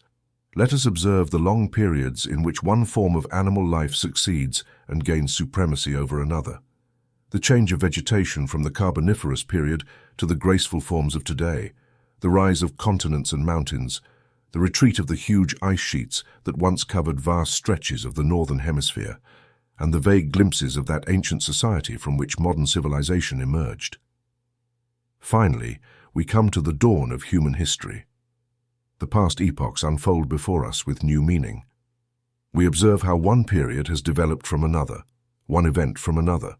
The mind feels overwhelmed by the immensity and complexity of civilized life in all its countless phases and its multiple contributions to the arts and sciences, the great truths of religion and philosophy, and the great figures of history.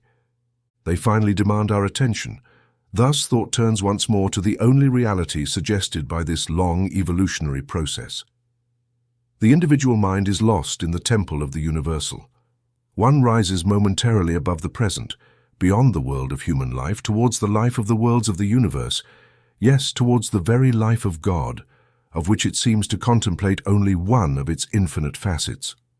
One feels that, through the human being God knows is a part of this great life that no word can describe. One enters communion with the essence itself, the whole, the spirit, the love, the matter. It seems only a symbol in comparison to its true meaning. The life that manifested long ago in the primitive history of the earth returns to consciousness in the human being and recognizes through him or her its own transcendental source. The soul experiences the great unity, whatever phase of it is being contemplated. It is frequently directed from the universe towards God and from God towards his vast world of manifestation. Chapter 4. Our life in mind. Now we can clearly perceive certain aspects of the external world. The universe is an order, a system, an organized whole in which each being and each thing is related to all others. Everything is interconnected, not only through its mutual dependence but also through the law of cause and effect, which is the only fundamental force, substance, and life. And the law gives rise to all things. Although the external world seems to be composed of independent forms and solid substances, all these forms are ephemeral. Dense matter breaks down into invisible gases and ultimate particles, and we find nothing permanent until we turn to the realm of the invisible and enduring power that underlies these changing forms. Even the constant qualities of matter must have their base in a more substantial reality to be truly constant. Matter is only eternal to the extent that it is inherent in this self-existing reality. It only follows laws because the one is unchanging, and ultimately, it only has a satisfying meaning when we consider it as consciousness itself, the objectified life of God himself. The God who is present in his world, intrinsic in evolution, and the soul, the reality of the outer and inner worlds, therefore, is one. Everything exists in God, and we, by existing in him, contemplate and know his conscious manifestations. In part, we do not perceive simply matter as separate objects. We do not merely experience sensations of light, heat, and cold. An object, an impact, a sensation of warmth do not directly reach the soul. The object must be understood, the impact must be perceived and communicated, the sensation of warmth must be translated into an idea. We feel, and we also know that we feel. The force in matter in one of its forms, the simple act of feeling and knowing, implies not only an external world from which our sensations come, but also a conscious being to whom that world is revealed. These very words are only understandable to the reader insofar as they evoke ideas.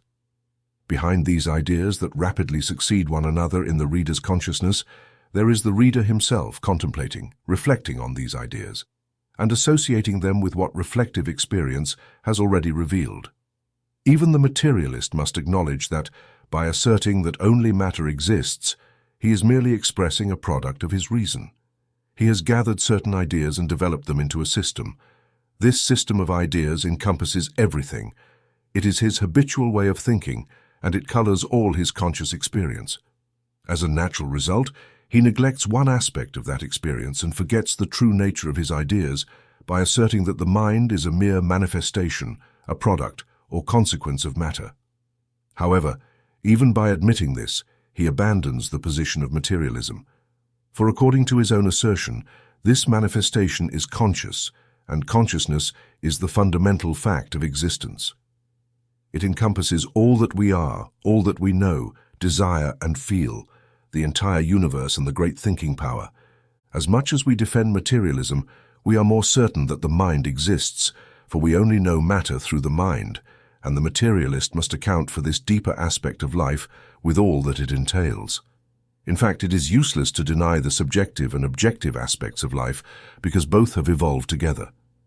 They are present in our first experience, and the child, by grasping the picture on the distant wall and trying to locate the objects around it, is making the first distinction between them.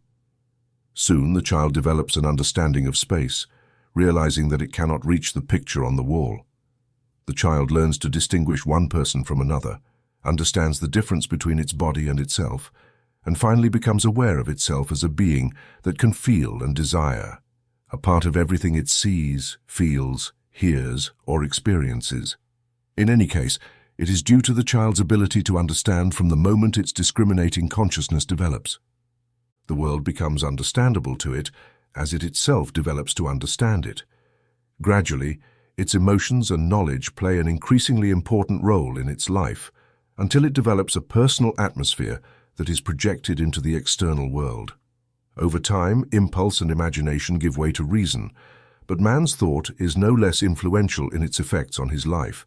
He leads a mental life that is equally true, and every commercial transaction, every pain and every pleasure depends largely on the trust or belief he places in them.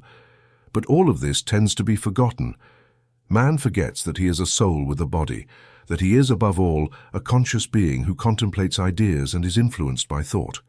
Some thought is always present in him. He is always dedicated to something, shaping and controlling things with thought. However, only because the influence of thought is constant and is the most common fact of experience does he not realize its true power and the true nature of his life. He seems to lead a material life, and as a result, he allows himself to be dominated by what is material. But even here it is belief that governs his conduct. As a conscious being, he cannot be governed by anything else. Every act of conduct is due to a direction of the mind, and the mind shapes conduct by attracting what corresponds to the thought, just as a magnet attracts iron particles. Since this is completely evident, it is useful to consider the influence of thought to some extent. This often overlooked factor of human experience will bring us the greatest help in the problems of health and happiness. First, it is evident that the impression caused by a particular experience depends largely on the opinion we have of it. When a group of people with varied tastes, prejudices, and education reads a reflective book, listens to a speaker with determined opinions, or attends a performance of considerable merit, their comments will reflect a wide variety of opinions. Political, religious, and philosophical issues may give rise to diametrically opposed opinions, and these opinions can separate humanity into small groups and sects across the world. Each sect represents its opinions as the truth. Everywhere, people accept and are influenced by opinions with surprising ease. Credulity, an inherent characteristic of human nature, is one of its deepest weaknesses. Thousands of people have experienced unhappiness and distress because in their fear and ignorance they accepted the teachings of dogmatic theology about sin and a future state, not to mention submission to medical opinion and the unspeakable sufferings this has caused. Credulity is a factor that guides most people and opens the door to the center of the weak by the shrewd, the strong, and the unscrupulous. Everyone is deceived by this tendency to believe rather than understand, and the influence of prejudice is so subtle that only the sharpest and most perceptive minds can largely eliminate it. We are so accustomed to obeying certain ideas that we are hardly aware of their power over us, or how true it is that the world is what we make of it. We are born with a set of ideas. We become members of sects and parties in which theory, practice, and prejudice have merged into one thing. Our religion, education, and even our fears are prepared for us by other minds. We are given every opportunity to develop according to traditional lines, and it is almost considered heresy to have one's own ideas. Even if later in life one ventures in a new direction, it is almost impossible to overcome and discard these deeply ingrained opinions and prejudices. We do not stop to question our beliefs. Prejudices do not allow it. People in general prefer to accept the opinion without trying to prove it or refute it. They become bored, and it is a sad fact. They grow bored with reasons and proofs. It never occurs to them that man is free and sure of his own individuality and of the truth only as far as a rational process of thought has led him. The tendency to think for oneself, the most useful and healthy tendency in man, is crushed in his childhood, and our whole system of traditional education and religion tends to shape man's belief for him. Only when some unusually original or self-sufficient thinker breaks the hard and fast lines of constrained thought does he bring some idea of fundamental value into the world. The non-sectarian and unbiased man of science is a very late product of evolution, and even he has prejudices against many religious issues and excludes so rigorously all the facts that lie outside the boundaries of natural science, just as the most intolerant conservative dismisses the doctrines of radicals. The love of truth is not yet strong enough to make us seek universal truth instead of particular opinion. We think we know, but preconceived ideas blind our eyes. Everywhere we give credit to this man or that sect as if there could be a monopoly on the truth, when it does not hold because anyone announces it or any sect defends it, but because it is inherent to the nature of things and people. For most, it is a revelation to discover the power of fear in their own lives. Fear often enters their religion, inspiring the prejudices that stifle impartial investigation. It enters every detail of daily life. We are apprehensive as a race, imagining calamities of all kinds and fearing the worst. Sensationalist press constantly provides us with material for fear. We fear eating this or that, fear anticipating, and truly put ourselves in the best position to contract certain diseases. We live in constant fear of death. Fear is simply another form of opinion. It traces back to our will to believe rather than think for ourselves.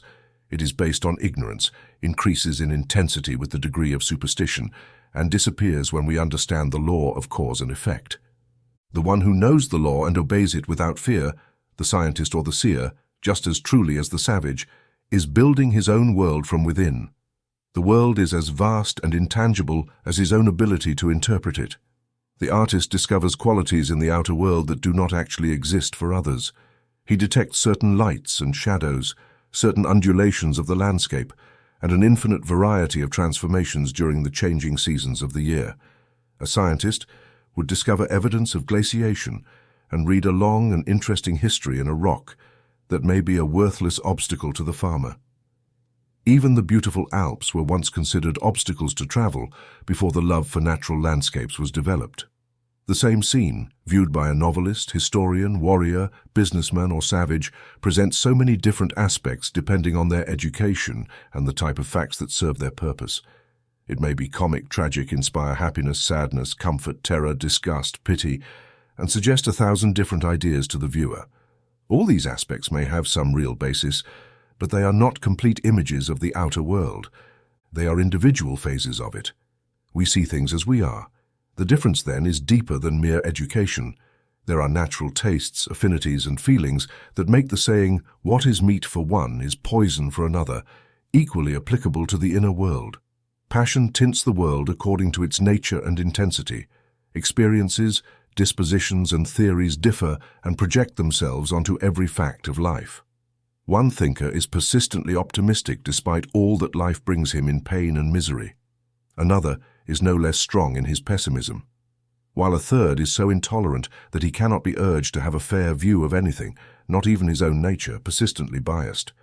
The very fact that the world is so vast, that we know the only reality only in part, or to the extent that experience has revealed it to us, proves that our interpretations must differ, and that the difference lies within us.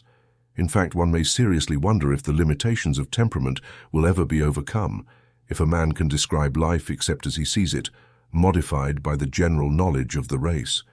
Perhaps this very feeling of individuality is fundamental in the thought of God, as divine consciousness focused in a particular direction. If so, it is the duty of each one to cultivate this deeper individuality and discover what God wants to say through it. What aspect of life is one most capable of interpreting? This deeper mental life must replace the superficial world of opinions. Dogmas and influences from others must be rigorously excluded until, in moments of silence and calm reflection, one learns the divine point of view through the individual man. Thus, the individual thinker delves deeper into his analysis of our life in the mind until his consciousness seems to merge with the universal thinker, whose consciousness encompasses all life. His means of knowledge of the outer world and the influence of opinion, prejudice, education, and temperament show him that he lives in the mind. Yet now he discovers an even deeper reason and once again happily escapes from the narrow effects of mere self-consciousness toward a greater awareness of the universal. Therefore, the difference between one person and another is fundamental.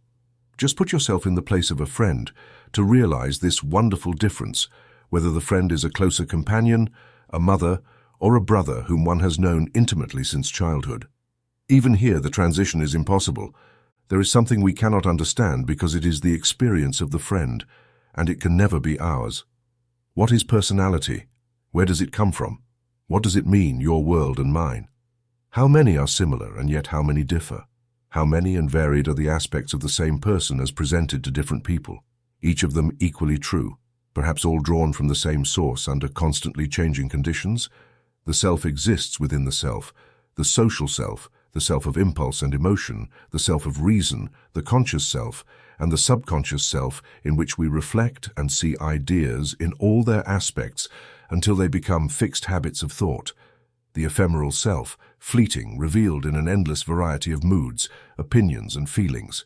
The permanent self, which we call the soul, that deeper consciousness that merges with the self of selves.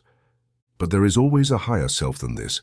This is what we are concerned with for the moment, and it is this more superficial self, or direction of the mind, that interests us most in this chapter.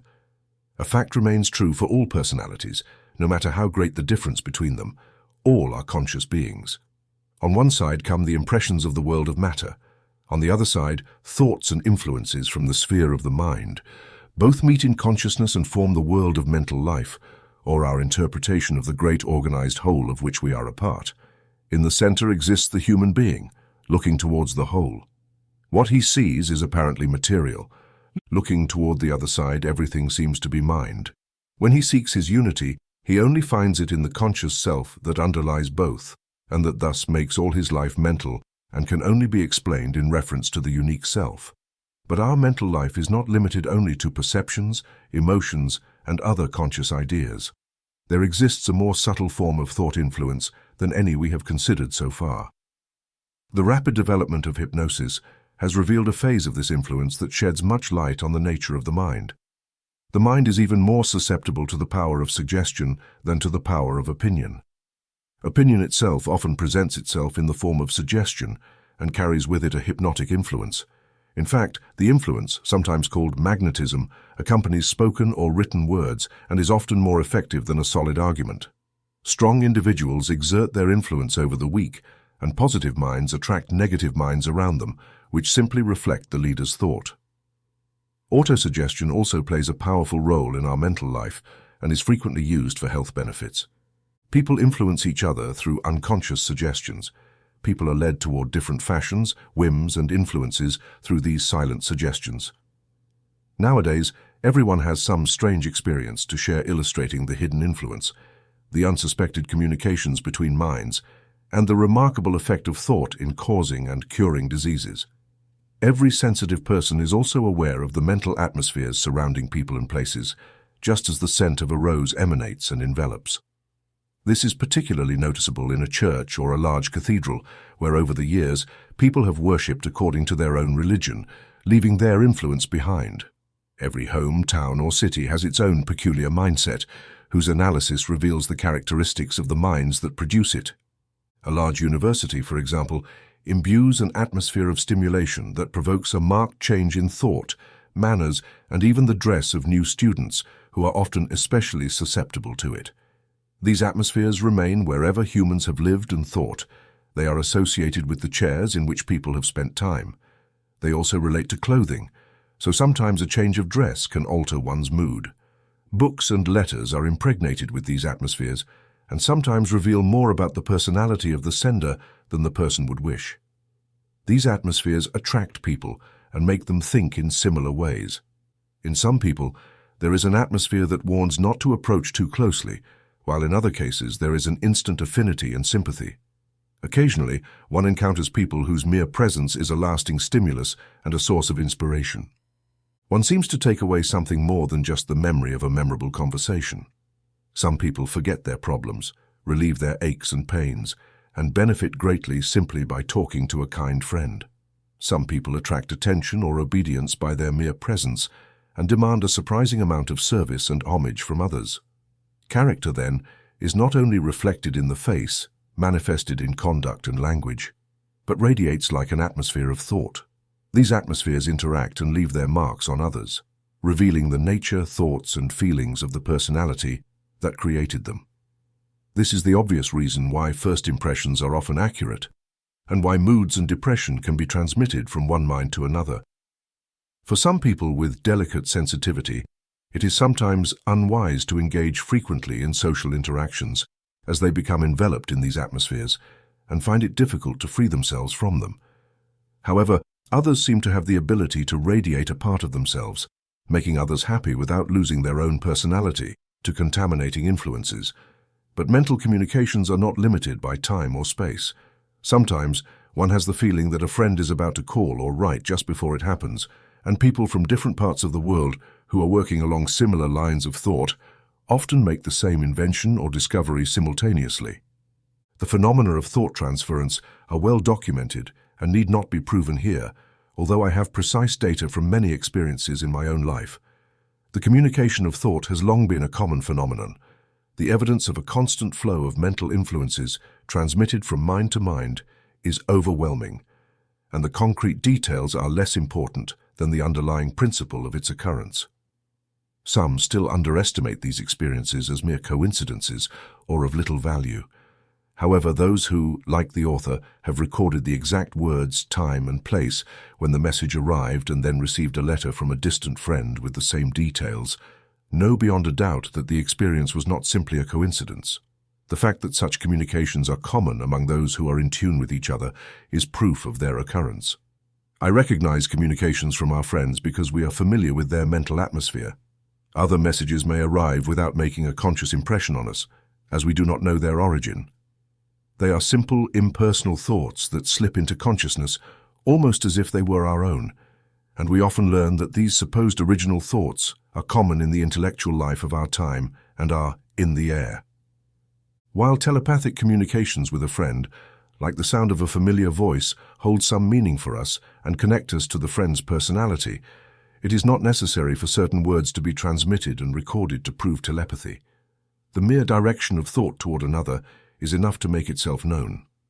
When writing a letter, one naturally thinks of the person to whom it will be sent, and this alone is sufficient to open the communication of thought and perhaps reveal the content of the letter. Communication is its own proof and suggests a much more important principle than any experimental attempt to reproduce it under exact conditions. It is likely that we live interconnected lives, not only as members of each other through the spirit that encompasses all, but are united by bonds of thought. The mental man, then, is not an isolated creature, nor is the physical man. Rather, he forms part of a psychic organism in which each thought plays its role and has its effect, as truly as events in the physical world or the social organism. Or rather, for the conscious man, there is only one organism of which we now contemplate its physical phases, now its social, mental, ethical, and spiritual phases, according to the line of thought or the self that happens to be superior. If this is the case, and if the events of this purely mental phase of life are governed by laws correlated and casually connected with their other phases, there can be no true separation between mind and matter, or between thought and soul or spirit. There must be some means of communication between mind, between thought and matter, and although it is not possible to take all the transitional steps in this first stage of the investigation, certain facts that are of the greatest importance in the present discussion have already been proven.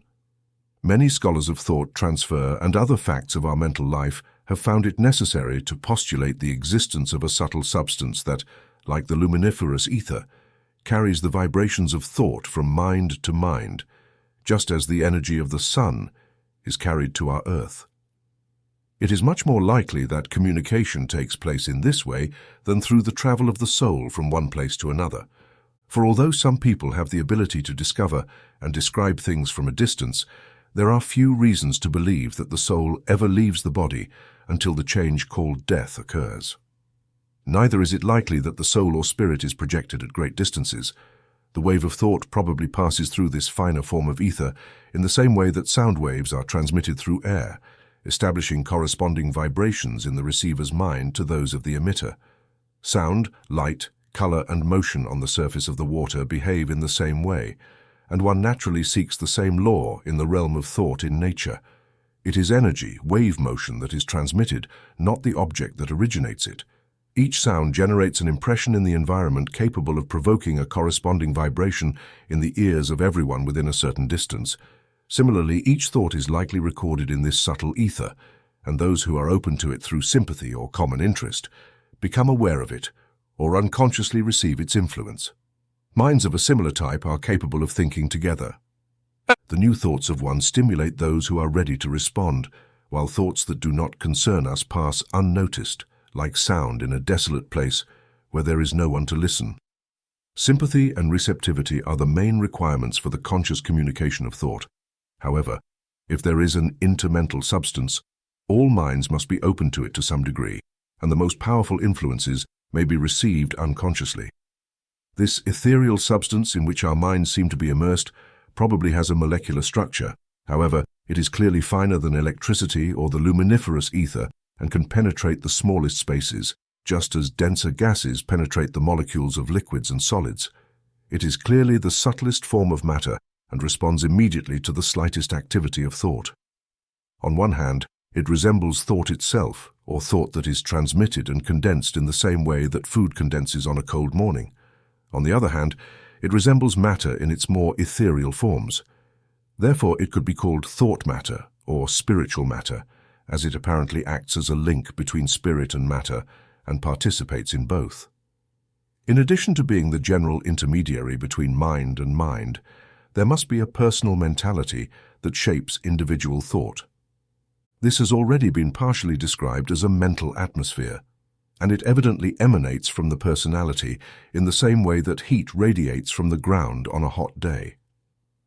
It can be conceived as an extremely sensitive imprint surface with a gelatinous texture that responds to the slightest change in thought and plays a function similar to the Earth's atmosphere, whose tiny particles capture the sun's rays and emit them toward the Earth's surface as heat and light.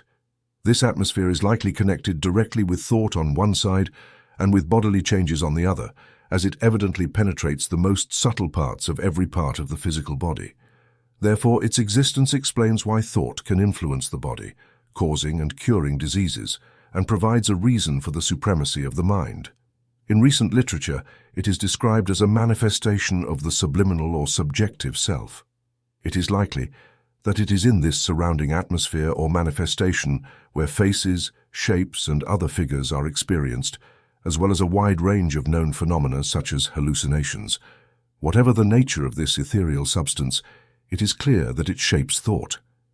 Dr. Kimby, at least as far as I know, was the first to discover and describe this aspect of it.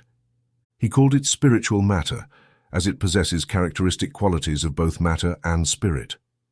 According to his description, it is in this substance that all kinds of erroneous ideas, fears, and beliefs about illness are sown, which condense and germinate like seeds in the soil, producing changes in the body corresponding to the states of spiritual matter.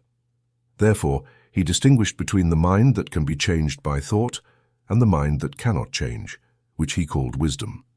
His own research led him to make this distinction, and for him, the existence of spiritual matter was not a hypothesis, but an experiential fact. It was a perceptible object for him. He could describe its changes, and he was aware that it changed when he explained some error to a person in difficulty or ill. His discovery, therefore, provided the link between the mental cause and the cure of illness, which has been the means of relieving so much suffering during the past half-century. It is evident that this spiritual matter is closely related, if not synonymous, with the unconscious, or more properly with the subconscious mind, whose physiological aspect is known as unconscious cerebration. Conscious thought clearly descends to the level of the subconscious when it is discarded by will or attention. It can then take form in matter and reflect in the body, or it can simply revolve in the mind until the idea becomes a permanent factor in our mental life. It is a well-known fact that during this subconscious process, we shed new light on difficult questions, and the enigma we exclude from consciousness at night is often solved by morning. Where does this new solution come from? Once again, we come to the general conclusion of this book that we are open, on one hand, to the depths of spiritual nature, to the attributes of God. This openness is greater during sleep, and it is probably then that the mind receives many of its new ideas from the very source of wisdom. The mind that cannot change is the whole knowledge. One mind reveals itself within another, like organism within organism in nature. The problem becomes more complicated as we progress, and in this great issue, the origin of our ideas is implicated, the very mystery of life. But to avoid complicating our current discussion, it is enough to say that this intermediary is diffused in all aspects of our mental life. As it approaches the more subtle forms of matter in the physical body, it gives rise to physical sensation, causing contraction or expansion depending on the nature of thought. As it vibrates or extends to other minds, it becomes thought transfer, or more precisely, the medium of transmission of thought. Descending into the realm of the partially conscious, it becomes the subconscious mind and is connected to the subjective or deeper self. By rising to the plane of defined thought, it mixes with the conscious mind, through which it can be shaped like clay in the hands of a potter. Upon dying, it probably separates forever from physical sensation, leaving the ability to communicate through its more spiritual aspect as an indestructible quality of the soul.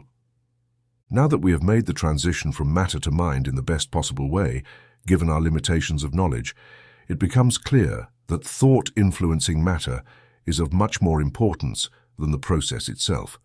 There must therefore be some fundamental law governing both our temporary and permanent mental states, providing unity to the aspects of inner life we have quickly reviewed. Since this law has great practical relevance, it is necessary to approach a gradual definition of it. If we observe a small child playing, we notice that they shift from game to game or toy to toy as soon as something attracts their attention. The first sign of defined growth in the child's mind is when their eyes focus on some attractive object and their consciousness centers on it. An observant mother soon learns to guide the child largely through their interested attention, skillfully directed. Later, she discovers that it is much more effective for the child's present and future well-being not to call them mischievous, and thus center more attention on their misbehavior, but rather to interest them in a new game or carefully and persistently point out the best path until they are fully engaged in it. As the child develops their own interests, their persistence or stubbornness remains a constant focus on some desired goal. A student completely absorbed in their book, oblivious to the conversation around them, illustrates the same power of a focused mind. The successful performance of a skilled task largely depends on the cultivation and concentration of attention, along with the necessary manual skills. The art of remembering well is largely based on the attention dedicated to an interesting speaker or book. An interesting speaker or book captures and holds our attention. A thought or event influences us, impacts us, and becomes part of our mental life through attention. Through attention, we learn a language, understand a deep philosophy, or experience the beneficial effect of an elevated thought. When we stop at an ideal or maintain a fixed purpose in front of us, until, through constant effort, we reach the goal, what is hypnosis but an induced direction of the mind suggested by the hypnotist? When the subject is under control and is hypnotized, for example, to see an image where there is none, their whole mind focuses on seeing the supposed image, leaving them no time or energy to notice the deception. Many people are similarly under the influence of ideas that are products of their own fears. Madness is the best example of how a simple mental direction, accompanied by incredible physical force, can sometimes dominate a single idea. Those who are very stubborn, whom we call manic, narrow-minded, those who cling to a creed, or those who are highly superstitious, illustrate the same principle. From a certain perspective, they are considered disturbed minds, as they allow a mental state to control their lives and direct their intelligence down a single path. In contrast, a wisely balanced character, a true philosopher, understands that behavior is shaped by thought, but never allows themselves to stay focused too long on a single object. They always seek integral development. The point to highlight, then, is this. In every possible human experience, the direction of the mind is the controlling factor, whether in health, illness, business, gambling, religion, education, art, science, or anything else mentioned. The principle is the same. The direction of the mind, the concentration of attention or will, is the foundation of all behavior. Motives, intentions, impulses, or emotions shape all of life because the conscious human being is always committed to something. Any act that the reader analyzes will confirm this. Without a doubt, the whole process, the law that our behavior depends on the direction of our mind, seems surprisingly simple and effective when we consider it carefully. However, we are rarely aware of the immense power we exert at every moment in life. We often overlook that the fact that the mind can only focus completely on one objective at a time is the key to understanding many problems, and that through the same process by which we create our problems, we can also solve them. From experience, we know that painful sensations intensify when we focus on them, and that we recover faster from illnesses when we live above and beyond our problems. On the other hand, we also know that maintaining wise direction in our thinking or pursuing an ideal without obsessing over it or becoming impatient marks the path to success. If the generally hopeful attitudes found in our best churches reflected in our beliefs about the world were difficult to survive in a universe full of challenges and enigmas often beyond our understanding, we are always making decisions, choosing and discarding certain ideas and ways of acting instead of others, and in those choices lies the essence of who we are as human beings. The current attitude of the reader is precisely that direction of the mind, and this book, like the world in general, has as much meaning as the reader's experience is great and wise. Similarly, this book, like any other, reveals the life and limitations of its author. It cannot transcend them nor hide them because somehow, through the written or spoken word or through the atmosphere of thought, the personality always manifests. The law of the direction of the mind is as precise as any other law formulated by science. The world is what we make of it because we only perceive the part that we are capable of understanding. In whatever direction we focus our mental search, the objects on which it rests suddenly become prominent. The world is dark and full of shadows only while we remain trapped in its darkest aspects and do not look beyond them. Around us are countless sources of problems, but on the other hand, there are innumerable reasons to be joyful. If we consider them, we can entangle ourselves in problems, complain, worry, and make ourselves and our loved ones unhappy to the point where we never enjoy time or anything at all. Or we can be kind, charitable, indulgent, content, and always alert to steer ourselves away from unpleasant thoughts and live in a broader and happier world. The choice is ours. If we feel fear, we attract all kinds of fantasies that correspond to our thoughts and make them real. If we share our fears with friends, their thoughts reinforce ours. If we become angry, jealous, or act impulsively, we suffer in proportion to our thoughts. But if we take a moment to reflect, to wait in silence until we are sure of our duty, we experience the benefits of quiet meditation. We invite what we expect and attract what we wish. Understanding this frees us from fear. The law is perfect and protection is secure. Our security lies in wisdom, and if we were wise enough, we would probably have no fear. The explanation of our true situation in this well-ordered world near the heart of an omnipotent Father frees us and makes us masters of our own conduct. Therefore, we should not fear knowing that we are surrounded by various subtle influences and hypnotic forces, or that our own directions of thought are largely responsible for misery, illness, and problems of all kinds. These erroneous influences cannot affect us. Our own mental atmosphere, our whole being protects us against them, and we have reached a higher level. There must be a point of contact for one mind to influence another, some open channel, some affinity, just as there must be an affinity for two people to form a mutual friendship. Our safety, our strength, lies in knowing our weakness, in discovering that the law of the direction of the mind is fundamental at every moment of human life. If, after that, we continue as always, complaining, fearing, thinking narrowly, and submissively accepting the teachings of others, it will not be because we do not understand the law of the mass of impressions and opinions that constitute mental life for most people. We can eliminate those that are harmful and develop those that are useful. The economy of cultivating right thoughts becomes immediately evident. Matter is evidently a weight and a prison to the extent that we turn it, through our habitual thinking, into something that we look at in one direction or another. By focusing in one direction, we enter into matter or density. By focusing in another, we attract what is spiritual or life-giving. Ideas have power over us to the extent that we immerse ourselves exclusively in them. Therefore, it is a matter of real economy, of the need to see ourselves and our habitual ideas from as many perspectives as possible, just as one steps away from home to escape the routines into which one inevitably falls when living constantly in a single atmosphere. The human being lives a life of the mind. As a conscious being, the stream of consciousness diverts from one channel to another, and can only encompass a relatively broad part of the world by a broader, less prejudiced, and more open approach from one phase to another. It possesses a unique individuality of which it is personally responsible, and that it must preserve and develop. If it thinks for itself, this individuality casts a sharper light on things, as it fundamentally directs consciousness and ultimately merges with the being that knows all directions.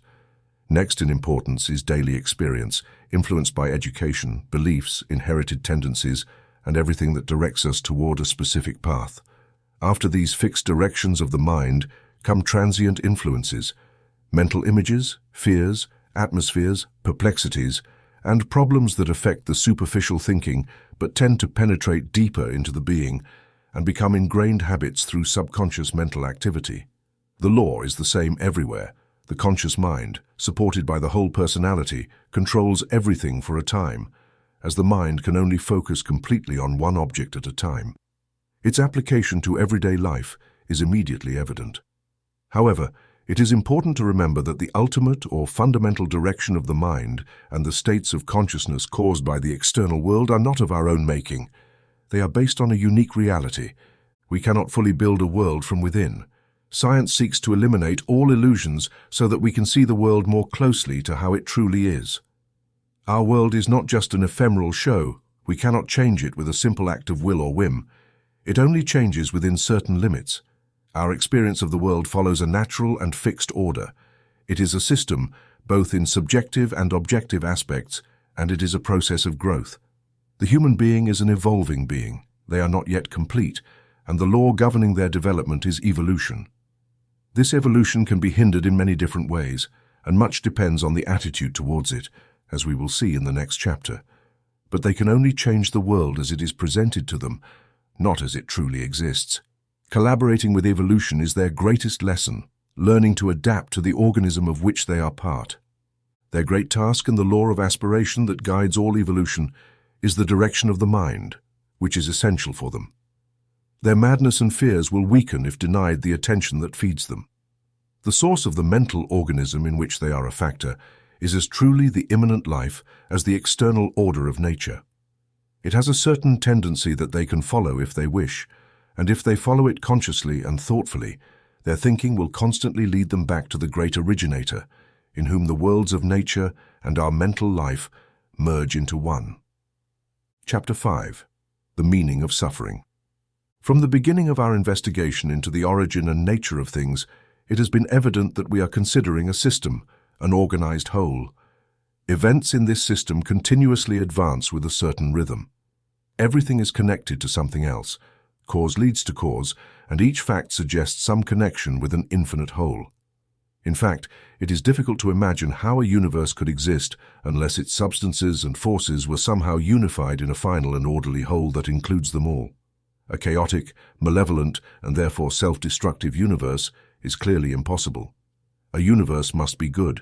That is, it must have both an intrinsic and extrinsic purpose, both in light of the whole and in light of its parts. To exist, it must have meaning, and it must emanate from a self-existent reality that understands that meaning, inspires that purpose, and is at least as orderly as the universe itself. The existence of an exact science that describes it shows that our own systematic world is indeed a progressive and orderly set. But what chance does the human being have in such a progressive system? Everything seems to be predetermined long before they can begin their path. Fate has seemingly already chosen them. Heredity forces them to suffer the consequences of their ancestors' actions. They are born into a world of difficulties from which it seems impossible to escape. Life is a struggle, and even if they could free themselves from suffering and sorrow, there is a powerful need that seems to drag them irresistibly toward a fate they did not choose. However, one fundamental fact colors everything we know about the world of necessity. This world presents itself in a certain way without resistance, but the human being is above all a conscious being. Despite appearing to be the product of their environment, their thoughts and feelings go beyond mere matter. Their individuality is deeper than their emotions, deeper than everything that holds them captive to matter. Through this individuality speaks a power that makes all things possible. There are no two human beings alike. There are no two entirely identical interpretations of a world governed everywhere by the same laws. A personal element enters into every aspect of the human experience. Life, with all its joys and sorrows, is largely what we make of it with our thinking. Thought is a subtle shaping power, capable of directing or hindering the forces of nature. Behind the stream of consciousness lies the human will, which chooses and gives form. The direction of the mind is the tendency that shapes physical, intellectual, moral, and spiritual behavior. The idea is the main factor in all aspects of experience.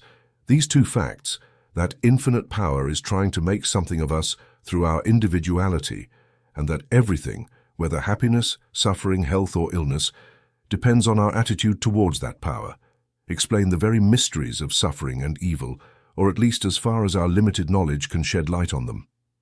The first and most valuable thought to consider, both when interpreting a particular case of suffering or evil, and in those moments of pain when the soul seeks help, is that power is present with us here and now, immanent in the same soul that needs help, and in the same problem from which we seek liberation. If one always keeps this understanding in mind, remembering the nature of that power and how it is revealed, if one never loses sight of the outcome, the purpose of all of this, rather than focusing exclusively on the sensations and the actual process through which one is being freed, then one's thought will not feel overwhelmed by a sense of rigorous necessity that forces one to suffer, nor will it become entangled in matter, as if that were everything. Once again, our opinion about something determines its effect on us. The direction of the mind is fundamental. We become what we focus our attention on. If we frequent the theater, read sensational and realistic novels, or obsess over making money, if we live only for pleasure or for ourselves, we channel thought in a way that corresponds to the ideas where the mind regularly lingers. If we associate with people who are morally and spiritually superior to us, we improve by giving them our attention. If we investigate a particular line of phenomena alone, we become specialists, if not extremely narrow in our way of thinking. If we reason, the world becomes reasonable to us, and our fears and whims disappear due to a lack of a comprehensible basis. Best of all, if we focus on the ideal self that is doing the best it can with us, all life becomes purer and selfless. But the most crucial thought of all is the one from the previous chapter, namely, that if we look toward matter, toward physical sensation and illness, we summon energies in that direction and build, through subconscious thought and spiritual matter, a condition that corresponds to it. Whereas, if we maintain a joyful and hopeful mental state, we will experience a corresponding expansion and lightness throughout our being. Therefore, the nature of suffering has already been partly explained, because if our beliefs and mental orientations have such a powerful influence on the simple interpretation of matter, they must also be equally powerful in determining our states of suffering.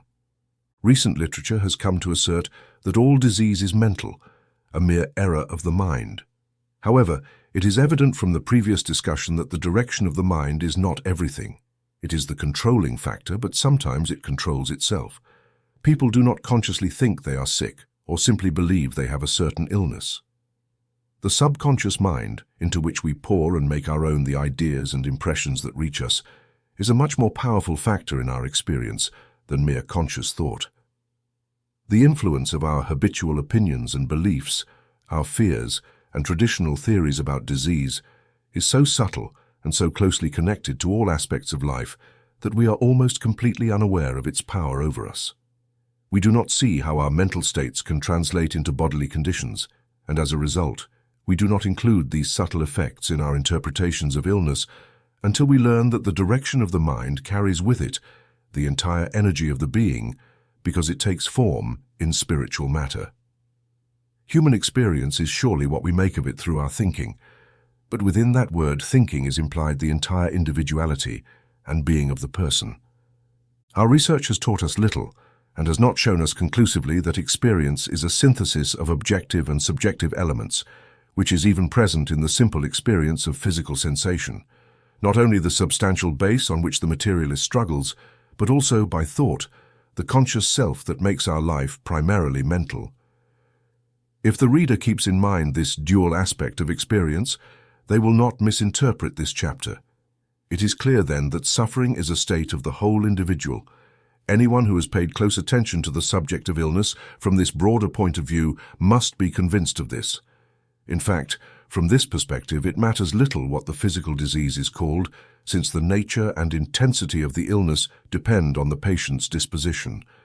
Behind every chronic invalidism, there is usually a selfish or difficult-to-influence nature whose character traits reveal themselves in every aspect of the illness. On the other hand, an altruistic person, dedicated to a life of selflessness or absorbed in pleasant work, is more likely to be free from illness. Those who have the time and money to be sick, those who live in and for themselves and have nothing to divert their thoughts from physical sensation, never lack some symptom from which they can develop poor health. Both the practice and theory of disease are willing to cooperate with this process. The fact that it depends so much on the temperament and beliefs of each individual makes it difficult to describe the causes of diseases. Some people are so difficult to influence in any way and are so persistent in a condition when they experience it, that a very simple illness may be worse than a very feared one. In a case where the disposition is flexible, the structure is tense and inflexible. In many cases, people are too demanding, too intense in thought and action, or too stubborn and self-assertive to be easily moved. In such cases, the struggle is always severe when it comes, and nature has a hard task to overcome such rigidity. Many suffer purely from a lack of action derived from physical exercise. Some live too much in the so-called spiritual passivity of life and are misaligned with the daily life of the world. Others are hungry for spiritual food and need mental stimulation, if not severe intellectual discipline. Narrow religious views have an overwhelming effect on the entire life, both mental and physical. The tendency toward nervous haste is responsible for a large proportion of modern ailments. People live in fixed and narrow mental directions until they become ill-tempered or crazy. Worry or fear plays a major role in all varieties of illness, and some people barely have a moment free from some tormenting belief or mental image. Bad will, lack of charity, jealousy, anger, or any emotion that tends to shut itself off or contract has an immediate effect because, if it continues, it disturbs the whole being. It reflects in spiritual matter and finally in the body, where it is treated as if it were a physical illness. Unfulfilled ambition, repressed sorrow, continued lack of forgiveness, dwelling in grief and problems instead of rising above them, disappointments, and 1,000 unsuspected causes that prevent this free and outward expression of individuality have a corresponding effect on the outer being. Therefore, we can immediately refer to the fundamental principle of all suffering, since there are as many kinds and causes of illness as there are people. Illness is not an entity that can seize us in any way, independently of our own condition. As long as there is a disturbed condition that invites it, there is some cause for this disturbance, beyond mere physical state.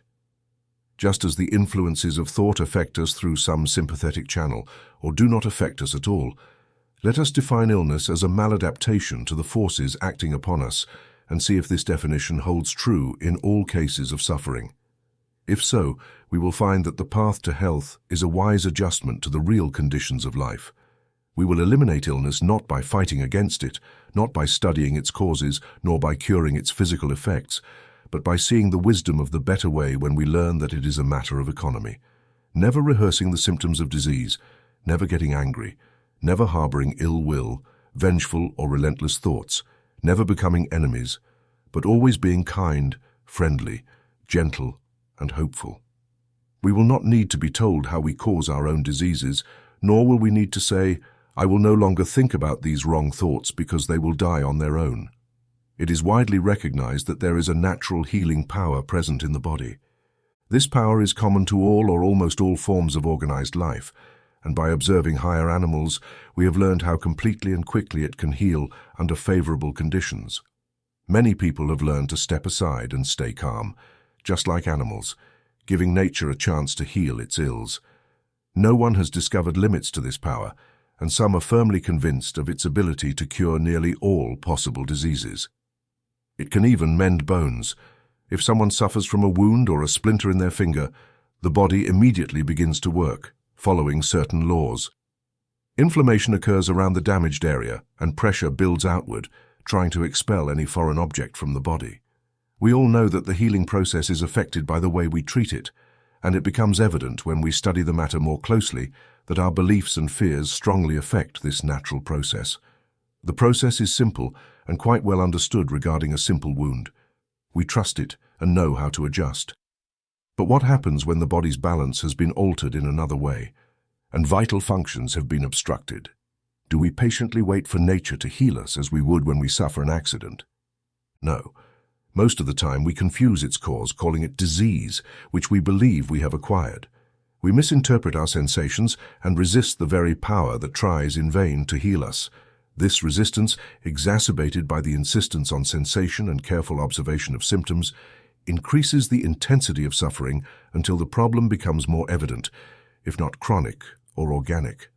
However, from the internal perspective, all suffering is the same and must be treated in the same general way. From this perspective, the natural healing power, the evolutionary force, or the spirit, whatever the internal life manifests in us, is always trying to manifest in the physical plane. It is always ready to free the body from any obstacle or disharmony and to restore the natural balance. It continuously purifies, cleanses, and eliminates everything that is foreign, trying to rid us of any inheritance that could cause us problems or suffering, starting with what we inherit from our parents. Wherever we are weak, unfinished, or underdeveloped, that weak point, that underdeveloped state, or that animal residue, if any animal part still remains in us and not fully human, is the point where the internal power exerts pressure, trying to make us better and purer, always drawing us closer to the center of our being. And the reason why a disease like the flu is different each time it appears is obviously because the individual has changed.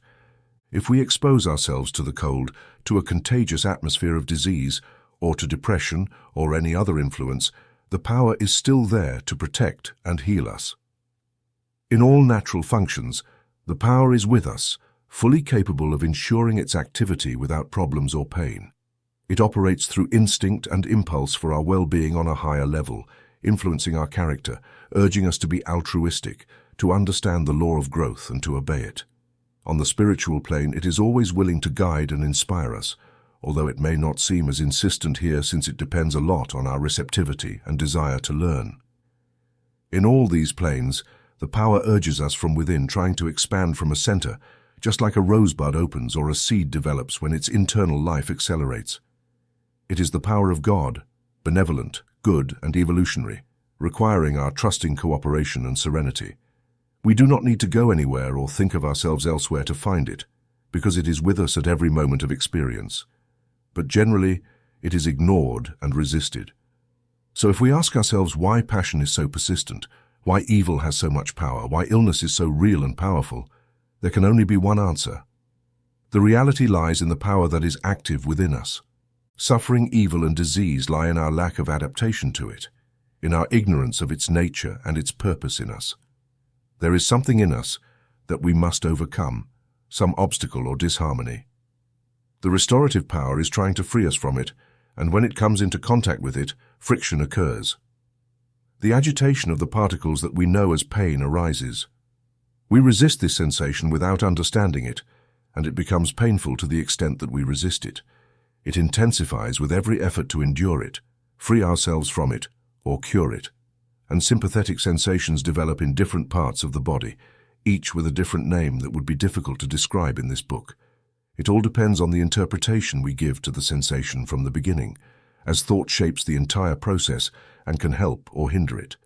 To exemplify this, a recent case was shared of a lady who suffered from intense neuralgia. In her desperation due to the pain, her doctor claimed the pain would not decrease for at least 48 hours. However, she received information from someone who had learned that much of suffering is due to resistance to the healing power of letting it happen. The effect was immediate. The lady had been becoming nervous trying to resist the pain, which only increased its intensity. The message revealed this to her, and she relaxed mentally, stopped trying to control the pain, calmed down, and finally was able to sleep. This case is representative of thousands of others. Additionally, those who do considerable mental work learn over time that when they have worked enough, If they continue beyond a certain point, they feel pressure in some part of the head, often accompanied by a reaction. This is especially noticeable when learning a new language, when studying something requiring extreme concentration, or engaging in any new activity, whether in the field of art, science, or any form of physical exercise. Soon they become aware of fatigue because the task is new and habits have not yet been established. The general tendency is to succumb to the feeling of fatigue. Many become discouraged at this point and abandon the study or activity, claiming they are tired and cannot bear it. What causes this feeling of fatigue?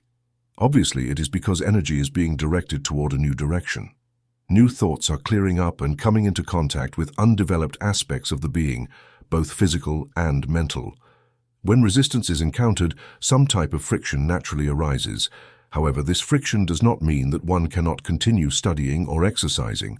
Rather, it indicates the formation of a new habit and a new direction for the mind. The most effective work is done after overcoming this initial obstacle.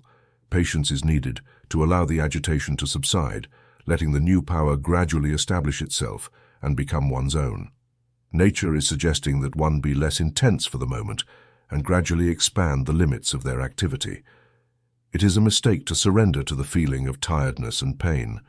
By doing so, the mind focuses on it, which results in an increase in the intensity of discomfort until the consciousness is absorbed by the physical sensation. When seen correctly, pain is the conflict between two elements, one superior and purer that comes into contact with one inferior, and restoring balance is restorative and beneficial.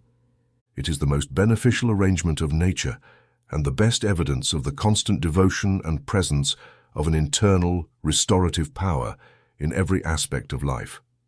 Through pain, we come to understand that we have a life that is not entirely ours, that cares for us and is perfectly capable of carrying us through any possible problem, as it is there only for our own good, as it is inherently good. However, obviously what one must focus on is the power, not on healing. In this way, if one is determined to see the good, to think of the positive outcome, they will live above and beyond the sensation, as all these thoughts are helpful. The consciousness leans in one direction or another, either contributing to or hindering it. One can flow with the current of life or try to stop it in one direction. The thought is directed toward matter and in the other toward the spirit. In one direction, the focus is on the self, with a tendency to withdraw, close off, and contract. In the other, it is directed toward the higher self, which is with us, urging us. These two mental attitudes can be illustrated through the sensation experienced on a cold day when one suddenly finds themselves in the cold. The first impulse is to shiver, to withdraw, and to shrink. Yet those who have experienced it know that simply letting it be, opening up instead of closing off, prevents feeling as cold and causes no harm. In the first case, just like in all situations of suppressed sorrow, fear, or any emotion that leads us to withdraw, what has been locked away needs to be released. This is precisely what the natural healing power tries to do immediately. The result is a sensation of tightness or pain in some part of the body. And by misinterpreting this sensation, the person filled with fear contracts even more intensely, which causes the sensation to increase. Eventually, nature can only restore balance through an intense reaction that often manifests as a well-known illness. But why do we resist? Why don't we retreat into ourselves and the awareness of the physical sensation? Clearly, this is because we are unaware of the power operating over us.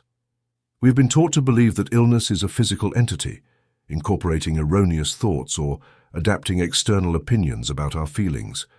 Fears and well-meaning words from friends contribute, detailing possible symptoms we might experience. Memories of past suffering are evoked until the entire sick condition is represented before us, and our thoughts cling more and more to the wrong direction. Our entire environment tends to keep us in poor health, and illness is literally created from a simple condition from which nature would have freed us if we had given it the chance. To understand how we resist and cause our own suffering, we must remember the central concept from the previous chapter. Life is primarily mental. It is the conscious ego that perceives and experiences suffering. Sensations, pain, and suffering exist in consciousness and are of a mental nature. Each state of consciousness is interpreted through the insight of the thinking ego behind it. This is the starting point for all subsequent experience in the external world. The way we begin, create, and think determines our experience, our suffering, or our good health. The reader must fully consider what this implies in order to understand the entire process, as the whole personality, education, temperament, and physical activities are shaped by the direction of the mind. If the mind focuses on matter, on beliefs and fears related to illness, nature encounters greater resistance. Therefore, the main idea of this chapter will be lost unless the reader understands that illness has an essential mental component. It must be clear that the entire process is rooted in the mind. Because if this discussion only evokes images of suffering and memories of the reader's personal struggles, without showing what lies beneath them, then it has failed in its purpose. This effectively illustrates the power of a wrong direction of the mind. We are seeking a way to free ourselves from suffering, and if it is now clear that the mental attitude influences our illnesses by causing resistance and pain, it should also be clear that the same energy, directed in the right direction, will be of great help in maintaining health. Here lies a vital truth. The discovery that by maintaining a calm, confident, and serene mental state, inspired by a genuine understanding of the process occurring, the whole being remains open, allowing natural activities to operate without obstacles and without suffering. This truth is of utmost importance. The remaining chapters of this volume will be devoted to exploring this beneficial attitude and how to maintain it at a turning point that moves us away from material concerns, mental images of suffering, and theories of illness, and toward the spirit, leading to a stronger, purer, and elevated life. In this life, one no longer describes oneself as sick, but recognizes that the same power which once manifested through suffering due to resistance now promotes good health when one cooperates with it. This is the way to free oneself from the narrow and limited thinking of the mind in the present and in time, and instead achieve a hopeful understanding of one's experience as part of eternity. When contemplating the final outcome, we are no longer trapped in the awareness of the means or the process. The first point to consider is that one cannot judge by physical sensation, but must look beyond to the sensitive natures. The sensation of pain is greatly exaggerated and does not serve as a guide. Sometimes the sensation is so sharp and the pressure is reduced to such a fine point that consciousness is like a caged bird, fluttering in a vain effort to escape, trapped there with such intense activity, arousing the wildest fears when there is no real reason for alarm. The problem is simply very restricted. The power is pressing through a very narrow channel, and relief will come in due time. If one is calm and patient, not trying to endure the pain, but allowing the power to complete its work, the relief will come. The second point is to remember that the resident power or life is always with us, and to think of that life rather than dwelling on our problems. What a change would occur in the moral world if this understanding became a permanent factor in daily life, because obviously there is no exception to the omnipresence of God's love. If one accepts the doctrine of the immanence of God, there is no logical stopping point in favor of the chosen ones. If God dwells with one, he dwells with all consciously or unconsciously. If he has any purpose with one, it has meaning in the life of all of us. No man then is inherently evil. There are no pagans. No one is lost, nor could anyone ever fall so low that the same spirit that had meaning in their sin could not lead them through it to a conscious realization of what that meaning is. Once again, the vital question is, what is the divine meaning of all this?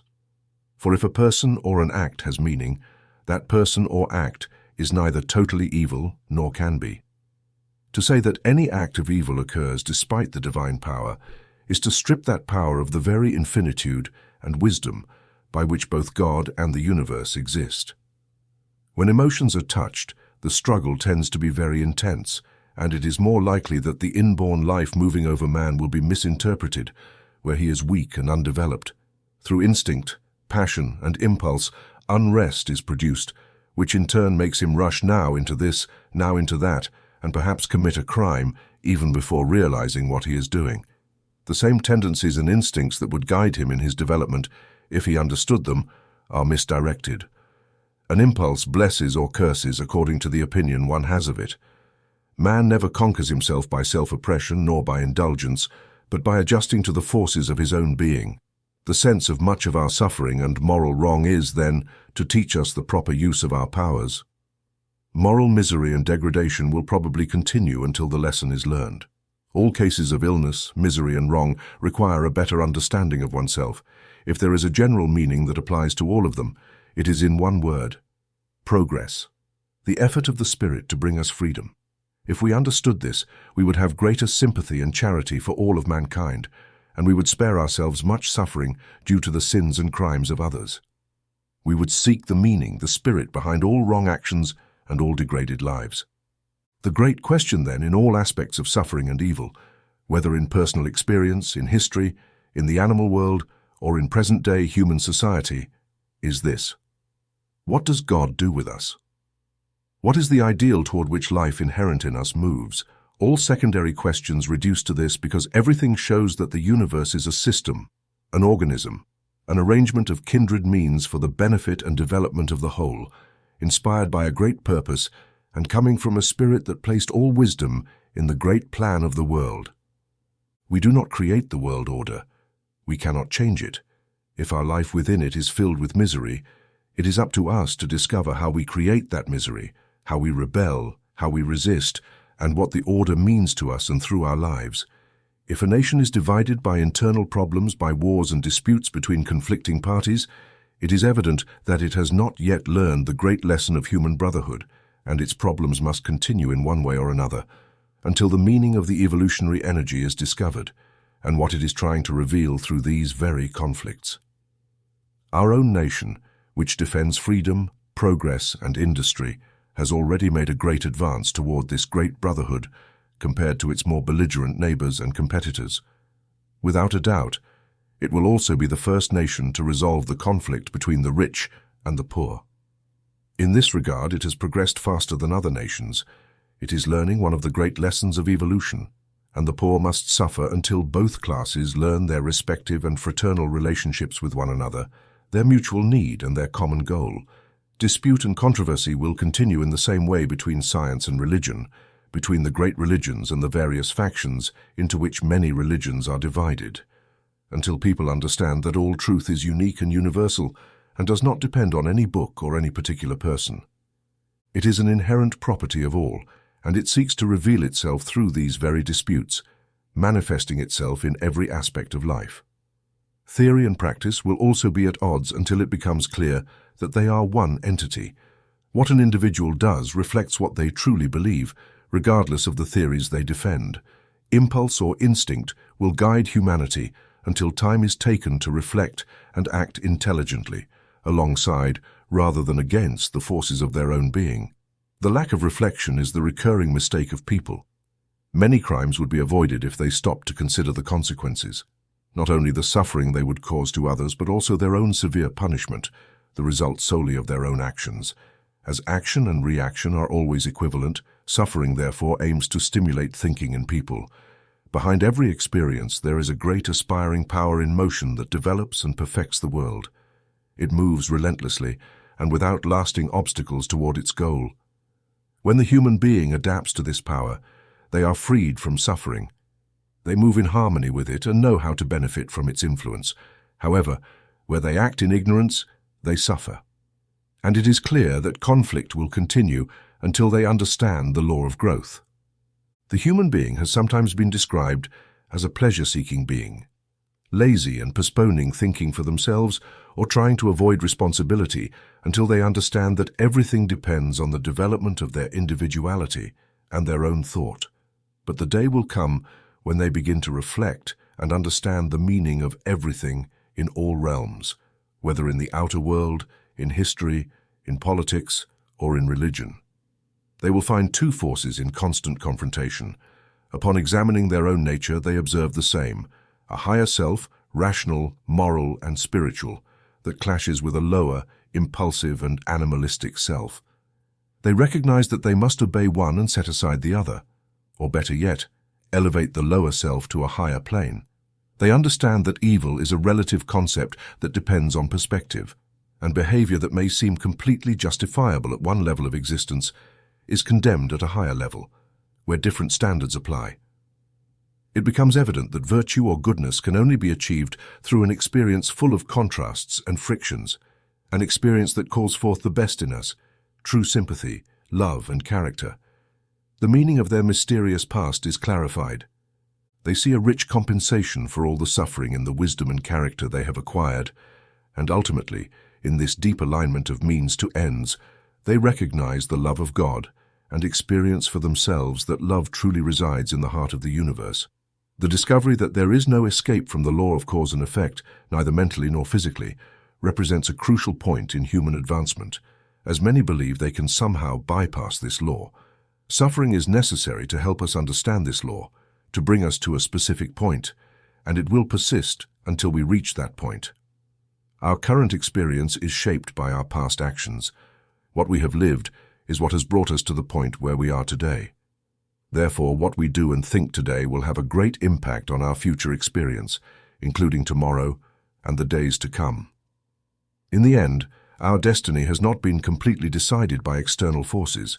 We have contributed to it through our decisions, whether conscious or unconscious. Our freedom lies in the choice to move with progress or resist it. The human being can continue sinning, opposing, and misusing the power that will bless them, thus postponing the lesson they must eventually learn. In any case, the outcome will be the same, so it is wiser to learn as soon as possible the true course of events. Given that the eternal law of action and reaction, although it may seem difficult, forces us to suffer the consequences of our reckless actions, it is through this discovery that we understand the meaning of suffering and how we can overcome it. Once again, we must look beyond the physical sensation and focus on the conscious being behind it, making decisions, desiring, and determining their conduct and experience of pain or pleasure through the direction of their mind. It is not possible to address all facets of suffering in a single chapter, but if this central concept is clear and the reader has reflected on the intimate relationship between God and the human being at every moment of life, then these neglected issues will be clarified. For that relationship must be universal. Not all suffering has an evolutionary purpose, nor does every action have a discernible meaning. Most of our suffering is simply incidental and passes without leaving us important lessons, but all suffering and all evil can become evolutionary opportunities. Every experience, no matter how small, will teach us something if we question it, and it will convey a message of hope. This is the main value of every experience and of this current discussion, for the ultimate meaning of suffering is hope, and the last word of this chapter is hope, the message of the Spirit as it speaks to us in moments of despair, in difficult times throughout life, in history, and in all evolution. It is a great source of inspiration and hope. Chapter 6. Action in Life. In one of the most remote alpine valleys, where the steam whistle has never disturbed the original peace, nor the advance of science has intervened in the limits of medieval tradition, lies one of the world's most remarkable towns. The traveler entering this unique village suddenly experiences that they have entered another world, because the people give off an unusual respect, and an atmosphere of sabbatical tranquility envelops the entire valley. The idea that permeates everything around them permeates the town and attracts equally all the men, women, and children who inhabit it. The village is Oberammergau, and here, once every 10 years, people from all over civilization come to witness the widely known Passion Play. For centuries, these humble peasants have performed this play every summer decade and dedicate their entire lives to preparing for it. Playing the role of Christ is the pinnacle of their aspiration. They feel it is a solemn duty to represent the play, and from childhood their lives are marked by this ambition. To portray a specific character, they practice careful self-denial, attempt to shape their lives according to the qualities of that character, and focus on it, rehearsing year after year. This is why they are so remarkable. They are guided by an ideal. They have a goal in mind, and in their simple peasant life and Catholic faith, they are willing to exclude everything else. When they appear in the play, they do not make any exaggerated gestures. They simply represent in real life what they have long considered an ideal, and this ideal has left its mark on everything related to the village and its inhabitants. It is a rare privilege for a student of the human mind to be among these people for a time and witness the play, because there, in real practice and with surprising simplicity, is found the ideal of all character formation, of all collaboration with evolution, of all adjustment to life, that is, having a goal in mind that we will never lose sight of and which we gradually achieve, day by day, year after year. Life for most of us is much more complex than for the peasant of Oberammergau, but the principle of character formation is the same, just as simple and effective. What this principle is, we have been considering from the beginning, learning the real conditions of our developing life, acquiring some knowledge of the deeper law of our being, and then conforming our behavior to these conditions and to that higher law. We find ourselves forming part of a great reality that is made known to us through both inner and outer senses, with everything that reveals it being real. This simple act of consciousness, although we come to know the reality immediately, is extremely complicated, and our interpretation of its nature and meaning depends on temperament, education, mental and physical environment, and many other conditions. Opinion, belief, fear, prejudice, hypnotic influences, and various subtle forces influence and tint our thinking. We misinterpret sensations, are carried away by our own fantasies, and yield to the stronger minds around us. We neglect the forces acting upon us, and as a result we fail to adapt to them, experience suffering and witness much suffering that seems beyond our control. However, a law governs our behavior in both health and sickness. The predominant thought in consciousness, whether temporarily or by habit, directs our lives in such a way that we truly live a mental life. We inhabit a world partly created by us, partly the product of all past evolution, both mental and physical.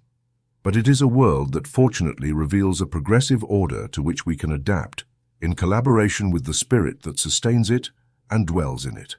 It is a world that has purpose and meaning for us, and for our individuality, which experience seeks to clarify. It is evident then that at every stage of our search, we must distinguish between the higher self, which is constant, has meaning in our lives, possesses us, satisfies us, and the lower self, which constantly changes, following different whims at each moment. By making this distinction and obeying the higher self, we will be free of conflict and suffering and will adjust to life. If we abandon our fears, cease complaining, stop rebelling, and learn the true economy of our situation in life, then the higher self will have unobstructed access to us. It will find no resistance, its purpose will manifest without suffering, and we will enjoy the only true freedom in collaboration with the omnipresent helper whom we once underestimated. Gradually, a simple system of behavior and adaptation to life will take form in our minds until, just like the peasant preparing to participate in the play, we will know no other ideal. The purpose of this chapter is to follow this ideal to the extent that one person can convey it to another. But first, let us make sure we understand how an idea determines behavior. When we leave our house, for example, to go to the commercial part of the village or town in which we live, we generally do so with a specific goal in mind. Our behavior during this time is guided by a momentary desire, and to achieve it, we adapt to a certain arrangement of natural phenomena and use certain devices created by man. We take a car or vehicle. We must follow specific routes to reach our destination. We must avoid collisions with other people, vehicles, and carriages. We accept the situation as it presents itself, and all these actions are directed almost without our realizing it by a single desire, and we keep that goal in mind until we reach it. In this way, we could analyze the behavior of any day or moment and find that desire or will controls everything. When we learn a language, we have the goal in mind of reading it and speaking it fluently, and we work diligently for years to achieve this. We invent things because we need or desire them. The need or desire leads us to the means to fulfill our longing.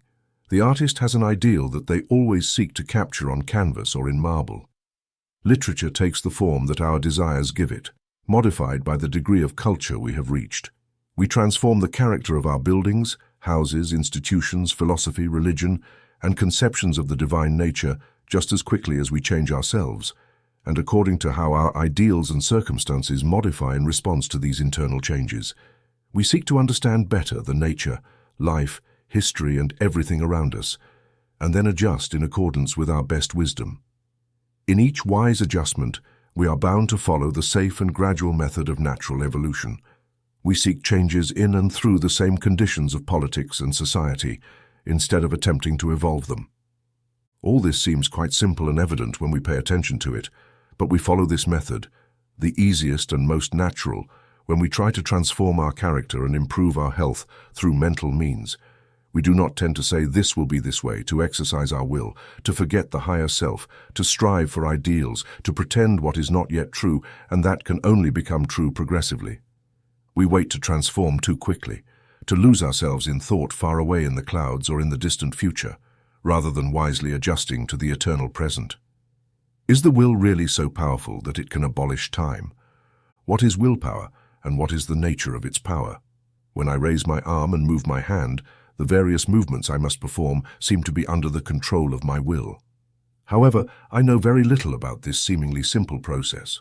The muscles in my hand and arm are activated by certain nerve signals that follow defined laws, which are completely beyond the control of my will. I simply desire my hand to move in a specific way, and voila, an intricate mechanism perfected by nature over time is set into motion. The complex movements I perform with my arm and hand are more a matter of habit than will, and I use this natural mechanism almost unconsciously. My body responds to my thought in the same way, and the vast external world continues its course almost independently of my will. So what is will? Does it really have power?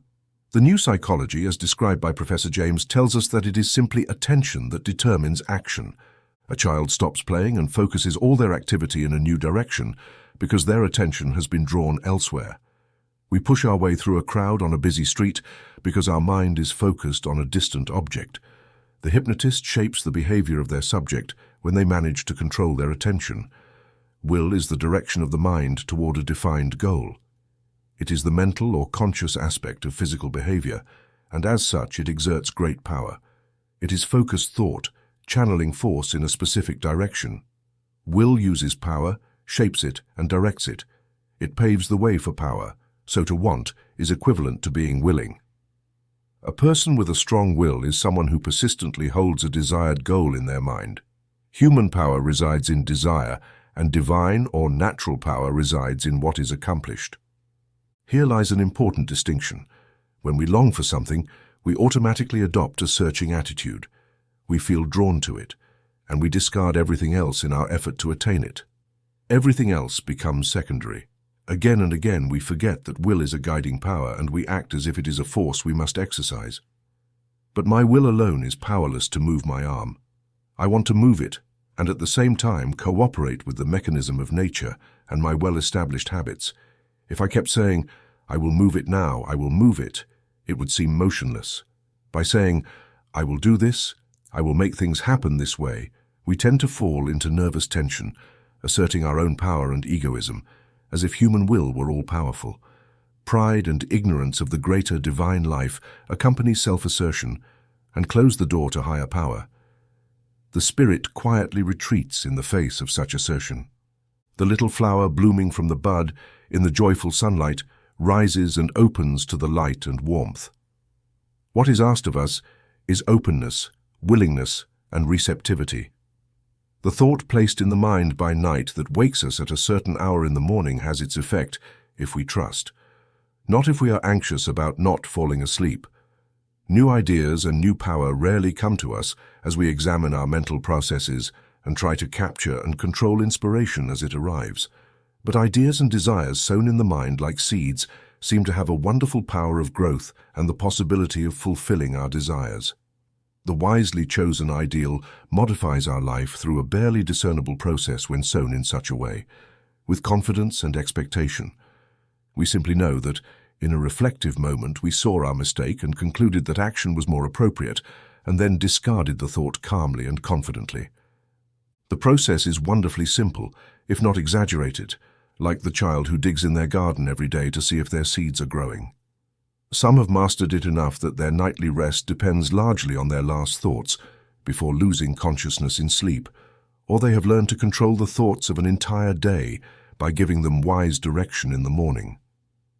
There is a wonderful possibility here for those who learn to cooperate with their deeper evolution through wise and confident adjustment to it. It is also likely that many of our problems and painful diseases would be cured by the same simple means if we could learn the art of patient and calm adjustment, if we allowed nature to heal us without resistance or interference, but we become nervous in our desire to endure and thus resist nature's healing power. We are impatient to heal, forgetting that there is a natural law of recovery, and that nature tends to restore lost balance as quickly, and only as quickly, as it can be done well. There is a difference, then, between ignoring a problem, neglecting the proper care of ourselves, and that wise direction of thought that in no way hinders, but certainly helps remedy our ills. There are powerful reasons to believe that there is a simple and natural solution to every problem, and that benevolent nature, which is another name for an omniscient God, is always willing to do everything possible for us. We can go through almost any experience if we feel that the power within us is up to the occasion. When we stop considering any experience as too harsh, we have taken a decisive step in the wise adaptation to life. Life itself becomes easier and happier when we make this great discovery, that within every human soul there is enough resource for every need. Along the line of individual progress, we can conquer anything that stands between us and our destiny. It would be strange. Indeed, if we concede that an infinitely intelligent spirit sent us here for a purpose, it would also be strange if any experience in our individual journey lacked meaning in the divine economy. If we can assume this, then even in the face of cruel fate, which we thought had deceived us with our just debts and defeated our hopes, there is a greater destiny that somehow required exactly what we went through. There is no place for lament, no cause for complaint, for by lamenting and complaining we are finding faults with omniscience itself. It is not for us to say that life is not worth living. Our life, as it is, belongs to a greater life to which we must always turn to see the meaning of our own, and the experience becomes infinitely more enjoyable the moment we realize the futility of all lament, complaint, and opposition. It is equally necessary to distinguish between wise adaptation to circumstances that, for the moment, we cannot alter and absolute satisfaction and comfort in our environment, which leads to inactivity and invalidism. Some people are too well adapted to their surroundings. They need a sudden shock like a fire alarm to wake them up. They do not grow, they are selfish, and lack even the rudiments of true selflessness, as if the world existed for their own benefit. Or perhaps they are self-satisfied and see no need for greater mental evolution. They are content, polite, and pleasant, as long as nothing disturbs them, and they take care that nothing bothers them to the extent of their abilities. If they are ill, everyone must become servants. Every sensation is monitored and attended to with care. Everything must give way to their desires, and everyone must contribute to the matter with expressions of sympathy and devotion. But if these people face challenges on their own, if they are placed in situations that may disturb them, they are left completely helpless. Progress brings with it conflicts. From time to time we need to be shaken and placed where we must prove our true worth. Then comes the true test. If we are adapted not to a temporary set of circumstances that we try to keep unchanged in a personal way, but to life as a whole, as we understand it, we will be able to face any emergency with courage, confidence, and satisfaction. There is no better way to test our philosophy than in these moments when we are asked to act as if we truly believe it. There is no better way to prepare for such situations than by facing the circumstances of daily life as if we were above them.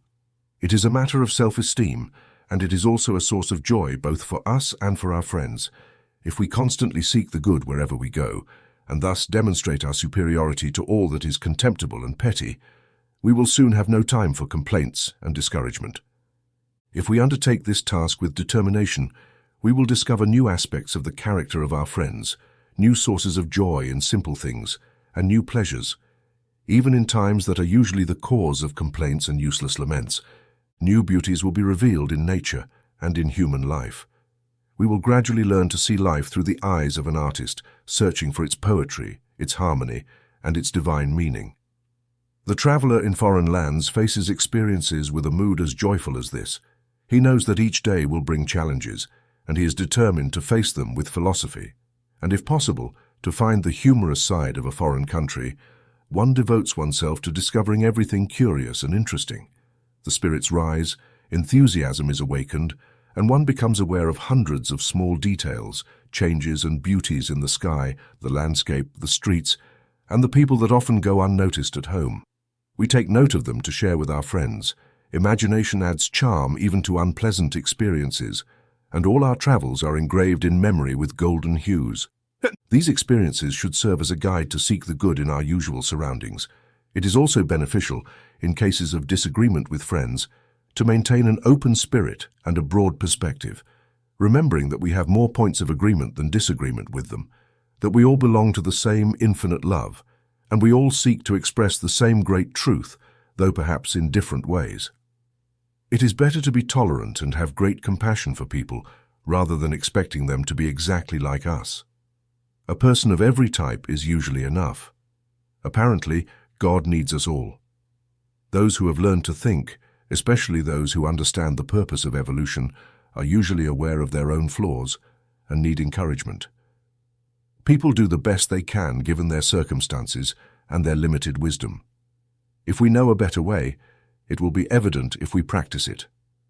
If we are offended or angered, we have more reason to be compassionate and maintain our good feelings. There is no need to suffer in such cases unless we place ourselves on the same level and become angry as well. There is no quicker or more hurtful response than to receive an offense in silence or with a perfect, kindly spirit. There is no better proof of a great and generous nature than to forgive and forget any insult immediately, and thus overcome the petty feelings of resentment, pride, and lack of forgiveness that harm both the one who harbors them